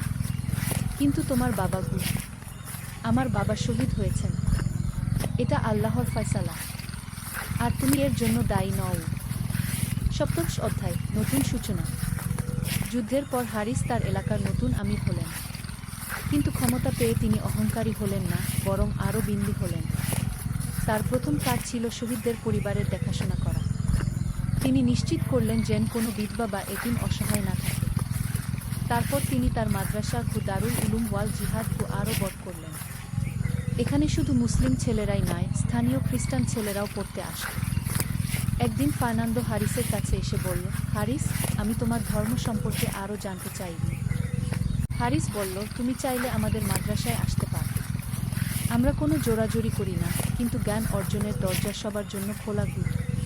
কয়েক মাস পর ফার্নান্দো নিজেই ইসলাম গ্রহণ করল। তার মুসলিম নাম হল ইব্রাহিম। কেন তুমি ইসলাম গ্রহণ করলে? হারিস জিজ্ঞেস করল। ইব্রাহিম ফার্নান্দো বলল, আমি তোমাদের আচরণ দেখেছি। যুদ্ধে তোমরা ন্যায়বিচার করেছ, বিজয়ের পর তোমরা ক্ষমা করেছ। এই ধর্মেই আমার কাছে সত্য মনে হয়েছে। 18তম অধ্যায়, উপসংহার, সত্যের তরবারি। কয়েক বছর পর হারিস এক বিকেলে তার তরবারি সাইফুল হক নিয়ে বসেছিল। তরবারিটা এখন আর আগের মতো ব্যবহার করতে হয় না। এলাকায় শান্তি এসেছে। তার ছেলে আলী, যার বয়স তখন 12 বছর, তার কাছে এসে বলল, আব্বু, এই তরবারির কাহিনী বলুন। হারিস তার ছেলেকে কোলে নিয়ে বলল, বেটা, এই তরবারির নাম সাইফুল হক, সত্যের তরবারি। এটা আমার দাদার, তারপর তোমার নানার, আর এখন আমার। এটা দিয়ে কত মানুষ মেরেছেন? আলী জিজ্ঞেস করল। হারিস বলল, বেটা, এই তরবারি দিয়ে আমি কোনো নিরপরাধ মানুষকে মারিনি। এটা দিয়ে আমি শুধু সেসব লোকদের মোকাবেলা করেছি যারা আমাদের আক্রমণ করেছে। কিন্তু আব্বু, তরবারি তো মারার জন্য। হারিস হাসল, না বেটা, আসল তরবারি হল জ্ঞান, ভালো আচরণ এবং ন্যায়বিচার। লোহার তরবারি হল শেষ উপায়। যখন আর কোনো উপায় থাকে না, তখনই এটা ব্যবহার করতে হয়। তিনি আরও বললেন, মনে রাখ, আল্লাহ তাআলা কুরআনে বলেছেন, যে একজন মানুষকে হত্যা করল সে যেন সমস্ত মানুষকে হত্যা করল, আর যে একজন মানুষের জীবন বাঁচাল সে যেন সমস্ত মানুষের জীবন বাঁচাল। তাহলে আব্বু, জিহাদ মানে কি? আলী জিজ্ঞেস করল। হারিস গভীর চিন্তায় পড়ে বলল, বেটা, জিহাদ মানে হল সংগ্রাম। এই সংগ্রাম অনেক রকমের। প্রথমত, নিজের মনের ভিতরকার খারাপ জিনিসের বিরুদ্ধে সংগ্রাম, এটাকে বলে জিহাদুন নফস। দ্বিতীয়ত, সমাজে অন্যায়ের বিরুদ্ধে সংগ্রাম। তৃতীয়ত, জ্ঞান অর্জনের সংগ্রাম। আর সবশেষে, যদি কেউ আমাদের আক্রমণ করে, তাহলে আত্মরক্ষার সংগ্রাম। আর কোনটা সবচেয়ে কঠিন? আলী জানতে চাই। নিজের মনের বিরুদ্ধে লড়াই। কারণ সবচেয়ে বড় শত্রু আমাদের ভিতরে লুকিয়ে থাকে, অহংকার, লোভ, রাগ, হিংসা। সেই সন্ধ্যায় বাবা ছেলে দুজনে মাগরিবের নামাজ পড়ল। নামাজের পর হারিস তার বাবার কবরে গিয়ে দোয়া করল। আব্বু, সে মনে মনে বলল, আপনার স্বপ্ন পূরণ হয়েছে। আমরা একটি শান্তিপূর্ণ সমাজ গড়তে পেরেছি। এখানে মুসলিম খ্রিস্টান সবাই একসাথে বাস করে, একে অপরকে সম্মান করে। 19তম অধ্যায়, পরবর্তী প্রজন্ম। 10 বছর পর আলী যখন 22 বছরের যুবক, তখন একদিন তার কাছে একটা খবর এল। দূর থেকে একদল ডাকাত এসে স্থানীয় একটি গ্রামে আক্রমণ করেছে। তারা মুসলিম খ্রিস্টান নির্বিশেষে সবাইকে লুট করছে। আলী তার বাবার কাছে গিয়ে বলল, আব্বু, আমি কিছু সাথী নিয়ে তাদের থামাতে যেতে চাই। হারিস বলল, বেটা, আগে দেখ তাদের সাথে কথা বলে সমাধান করা যায় কি না। কিন্তু আব্বু, তারা তো নিরীহ মানুষদের কষ্ট দিচ্ছে কি। হারিস মাথা নেড়ে বলল, ঠিক আছে, যদি কথা দিয়ে কাজ না হয় তাহলে তুমি যেতে পারো, কিন্তু মনে রাখ আমাদের নিয়মকানুন গো। আলী তার কিছু বন্ধু নিয়ে সেই ডাকাতদের খোঁজে বের হলো। তারা দেখল যে ডাকাতরা একটি গুহায় লুকিয়ে আছে। আলী প্রথমে তাদের কাছে একজন দূত পাঠায়। দূত গিয়ে বলল, আমাদের আমির বলেছেন তোমরা যদি লুটপাট বন্ধ কর এবং মানুষের কাছে ক্ষমা চাও তাহলে তোমাদের ক্ষমা করা হবে এবং তোমাদের কাজের সুযোগ দেওয়া হবে। কিন্তু ডাকাত সর্দার হেসে বলল, আমরা কারো কথা শুনব না, আমরা যা চাই তা নিয়ে নেব। তখন আলী বুঝল যে যুদ্ধ ছাড়া আর কোনো উপায় নেই। যুদ্ধে আলী এবং তার সাথীরা জিতল, কিন্তু তারা কোনো ডাকাতকে হত্যা করল না, বরং তাদের বন্দী করল এবং বিচারের জন্য আদালতে নিয়ে গেল। 20তম অধ্যায়, বিচার ও ন্যায়। আদালতে বিচারক ছিলেন শাইখ ইউসুফের ছেলে শাইখ মুহাম্মদ। তিনি ছিলেন একজন ন্যায়পরায়ণ বিচারক। ডাকাত সর্দারের নাম ছিল রদ্রিগো। বিচারের সময় শাইখ মুহাম্মদ তাকে জিজ্ঞেস করলেন, তুমি কেন লুটপাট করেছ? রদ্রিগো বলল, আমার কোনো কাজ নেই, খাওয়ার কিছু নেই, তাই লুটপাট করি কি। শাইখ মুহাম্মদ বললেন, তুমি কি জান যে তোমার কাজে নিরীহ মানুষ কষ্ট পেয়েছে? জানি, কিন্তু আমার আর কোনো উপায় ছিল না কি। শাইখ মুহাম্মদ একটু চিন্তা করে বললেন, তুমি যা লুট করেছ তা ফিরিয়ে দিতে হবে, আর 3 মাস জেলে থাকতে হবে। কিন্তু জেল থেকে বেরিয়ে এসে যদি তুমি সৎ কাজ করতে চাও তাহলে আমরা তোমার চাকরির ব্যবস্থা করব। রদ্রিগো অবাক হয়ে বলল, আপনারা আমার চাকরির ব্যবস্থা করবেন কেন? কারণ আমাদের ধর্ম আমাদের শেখায় যে শাস্তির উদ্দেশ্য হল মানুষকে সংশোধন করা, প্রতিশোধ নেওয়া নয়। 3 মাস পর রদ্রিগো জেল থেকে বেরিয়ে এল। হারিস তার জন্য একটি কাজের ব্যবস্থা করল। রদ্রিগো এতই কৃতজ্ঞ হল যে পরে সেও ইসলাম গ্রহণ করল। 21তম অধ্যায়, উত্তরাধিকার। আরও 5 বছর পর হারিস বৃদ্ধ হয়ে পড়ল। তার চুল সাদা হয়ে গিয়েছিল, কিন্তু তার চোখে এখনও ছিল সেই তেজ। একদিন সে তার তরবারিকে সাইফুল হক কি তার ছেলে আলীর হাতে তুলে দিল। বেটা আলী, হারিস বলল, এই তরবারি এখন তোমার, কিন্তু মনে রাখ এটা শুধু একটা লোহার টুকরা। আসল তরবারি হল ন্যায় বিচার, সত্য এবং আল্লাহর ভয়। আলী তরবারিটা হাতে নিয়ে বলল, আব্বু, আমি প্রতিজ্ঞা করছি যে আমি এই তরবারি কখনো অন্যায়ের জন্য ব্যবহার করব না। আল্লাহ তোমাকে সঠিক পথে রাখুন। হারিস দোয়া করল। কয়েক বছর পর হারিস মারা গেলেন। তার জানাজায় হাজার হাজার মানুষ এসেছিল। শুধু মুসলিম নয়, অনেক খ্রিস্টানও এসেছিল, কারণ হারিস ছিলেন সবার প্রিয় নেতা। ইব্রাহিম, যিনি আগে ফার্নান্দো নামে পরিচিত ছিলেন, হারিসের কবরের পাশে দাঁড়িয়ে বলল, হে আল্লাহ, এই মানুষটি আমাকে সত্যের পথ দেখিয়েছে, তাকে জান্নাত নসিব করুন। 22তম অধ্যায়, শিক্ষা ও উপদেশ। আলী তার বাবার মৃত্যুর পর নতুন আমির হল। তার প্রথম কাজ ছিল একটি বিশেষ মজলিস করা, যেখানে সে এই অঞ্চলের সব মানুষের কাছে তার বাবার জীবনের শিক্ষাগুলো তুলে ধরল। হে প্রিয় ভাই বোনেরা, আলী বলল, আমার বাবা হারিস ইবনে আবদুল্লাহ আমাদের শিখিয়েছেন যে ইসলাম শুধু একটি ধর্ম নয়, এটি একটি জীবনযাত্রার পদ্ধতি। তিনি আরও বললেন, তিনি আমাদের শিখিয়েছেন, 1. যুদ্ধ হল শেষ উপায়। আগে কথা বলে ন্যায় বিচার করে সমস্যার সমাধান করতে হয়। 2. জয়ী হলে অহংকারী হওয়া যাবে না, হেরে গেলেও হতাশ হওয়া যাবে না। 3. শত্রুকেও ন্যায় বিচার করতে হয়, কোনো নিরপরাধ মানুষকে কষ্ট দেওয়া যাবে না। 4. জ্ঞান অর্জন করতে হয়, শুধু যুদ্ধ করে সমস্যার সমাধান হয় না। 5. সব মানুষই আল্লাহর সৃষ্টি, তাদের ধর্ম যাই হোক তাদের সাথে ভালো আচরণ করতে হয়। এই মজলিসে মুসলিম খ্রিস্টান সবাই ছিল, সবাই মনোযোগ দিয়ে শুনছিল। একজন বৃদ্ধ খ্রিস্টান দাঁড়িয়ে বলল, আলী, তোমার বাবা আমাদের শিখিয়েছেন যে ধর্ম কোনো বাধা নয়, বরং ভালো মানুষ হওয়ার অনুপ্রেরণা। 23তম অধ্যায়, ভবিষ্যতের স্বপ্ন। সেই রাতে আলী তার স্ত্রী ফাতিমার সাথে কথা বলছিল। ফাতিমা ছিল শাইখ ইউসুফের নাতনি, একজন শিক্ষিত এবং ধার্মিক মহিলা। আলী, ফাতিমা বলল, আমার একটা স্বপ্ন আছে। কি স্বপ্ন? আলী জিজ্ঞেস করল। আমি চাই এই অঞ্চলে একটা বড় বিশ্ববিদ্যালয় করতে, যেখানে শুধু ইসলামী জ্ঞান নয়, বরং চিকিৎসা বিজ্ঞান, জ্যোতির্বিজ্ঞান, গণিত, ইতিহাস সব বিষয় পড়ানো হবে। আলী বলল, চমৎকার আইডিয়া, আর সেখানে সব ধর্মের ছেলেমেয়েরা পড়তে পারবে। হ্যাঁ, এবং তারা একসাথে গবেষণা করবে, একে অপরকে সাহায্য করবে। দুজনে মিলে পরিকল্পনা করতে লাগল। তারা ঠিক করল যে এই বিশ্ববিদ্যালয়ের নাম হবে কি জামিয়াতুল উলুম ওয়াল হিকমাহ ও জ্ঞান ও প্রজ্ঞার বিশ্ববিদ্যালয়। ৪৪তম অধ্যায়, নতুন চ্যালেঞ্জ ও সমাধান। পরের বছর একটি নতুন সমস্যা দেখা দিল। আফ্রিকা থেকে একদল ব্যবসায়ী এসে এই অঞ্চলে দাস ব্যবসা শুরু করতে চায়। তারা দাবি করে যে এটা বৈধ কারণ অন্য অঞ্চলে এই ব্যবসা চালু আছে। আলী এবং তার পরিষদ এই প্রস্তাব নাকচ করে দিল। আমাদের অঞ্চলে কোনো দাস ব্যবসা হবে না, আলী ঘোষণা করল। আল্লাহ তাআলা কুরআনে বলেছেন, আমি আদম সন্তানদের সম্মানিত করেছি, প্রত্যেক মানুষ স্বাধীন, কেউ কারো দাস নয়। দাস ব্যবসায়ীরা রেগে গিয়ে বলল, তাহলে আমরা তোমাদের সাথে যুদ্ধ করব। আলী শান্তভাবে বলল, যুদ্ধ আমরা চাই না, কিন্তু মানুষের স্বাধীনতা রক্ষার জন্য আমরা প্রস্তুত। শেষ পর্যন্ত দাস ব্যবসায়ীরা এই অঞ্চল ছেড়ে চলে গেল। তারা বুঝে গেল যে এখানের মানুষ তাদের নীতিতে অটল। ৫৫তম অধ্যায়, সমাপনী, সত্যের উত্তরাধিকার। ১০ বছর পর আলীর ছেলে উমর যখন ১৫ বছর বয়সী, তখন একদিন সে তার বাবার কাছে এসে বলল, আব্বু, আমাকে যুদ্ধ শেখান। আলী বলল, কেন বেটা? কোনো যুদ্ধ তো নেই, কিন্তু হয়তো ভবিষ্যতে দরকার হতে পারে। কি?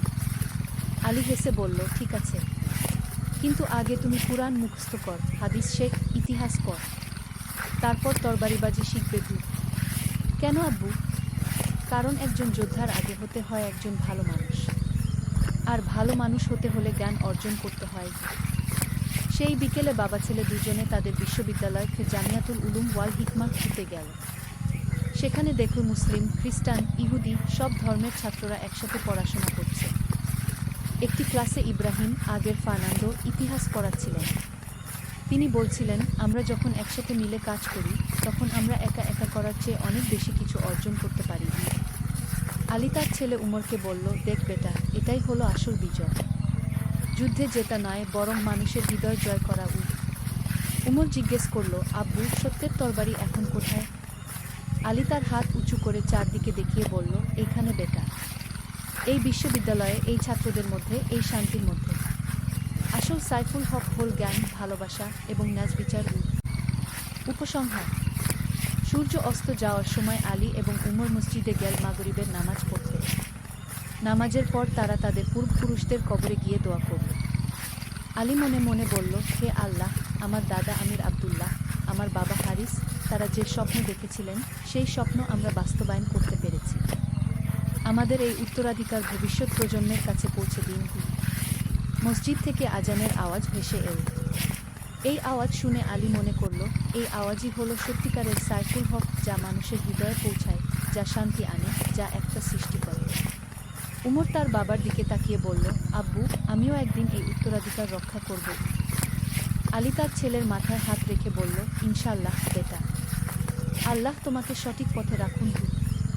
এভাবেই কি সত্যের তরবারি ক্ষীর কাহিনী শেষ হলো না, বরং নতুন প্রজন্মের হাতে নতুনভাবে শুরু হলো। সমাপ্ত। এই কাহিনীটি আমাদের শেখায় যে ইসলামে জিহাদ মানে অন্যায়ের বিরুদ্ধে ন্যায়সঙ্গত সংগ্রাম। এর উদ্দেশ্য হল শান্তি প্রতিষ্ঠা করা, ধ্বংস করা নয়। আর সবচেয়ে বড় জিহাদ হল নিজের মনের ভিতরকার খারাপ প্রবৃত্তির বিরুদ্ধে লড়াই করা।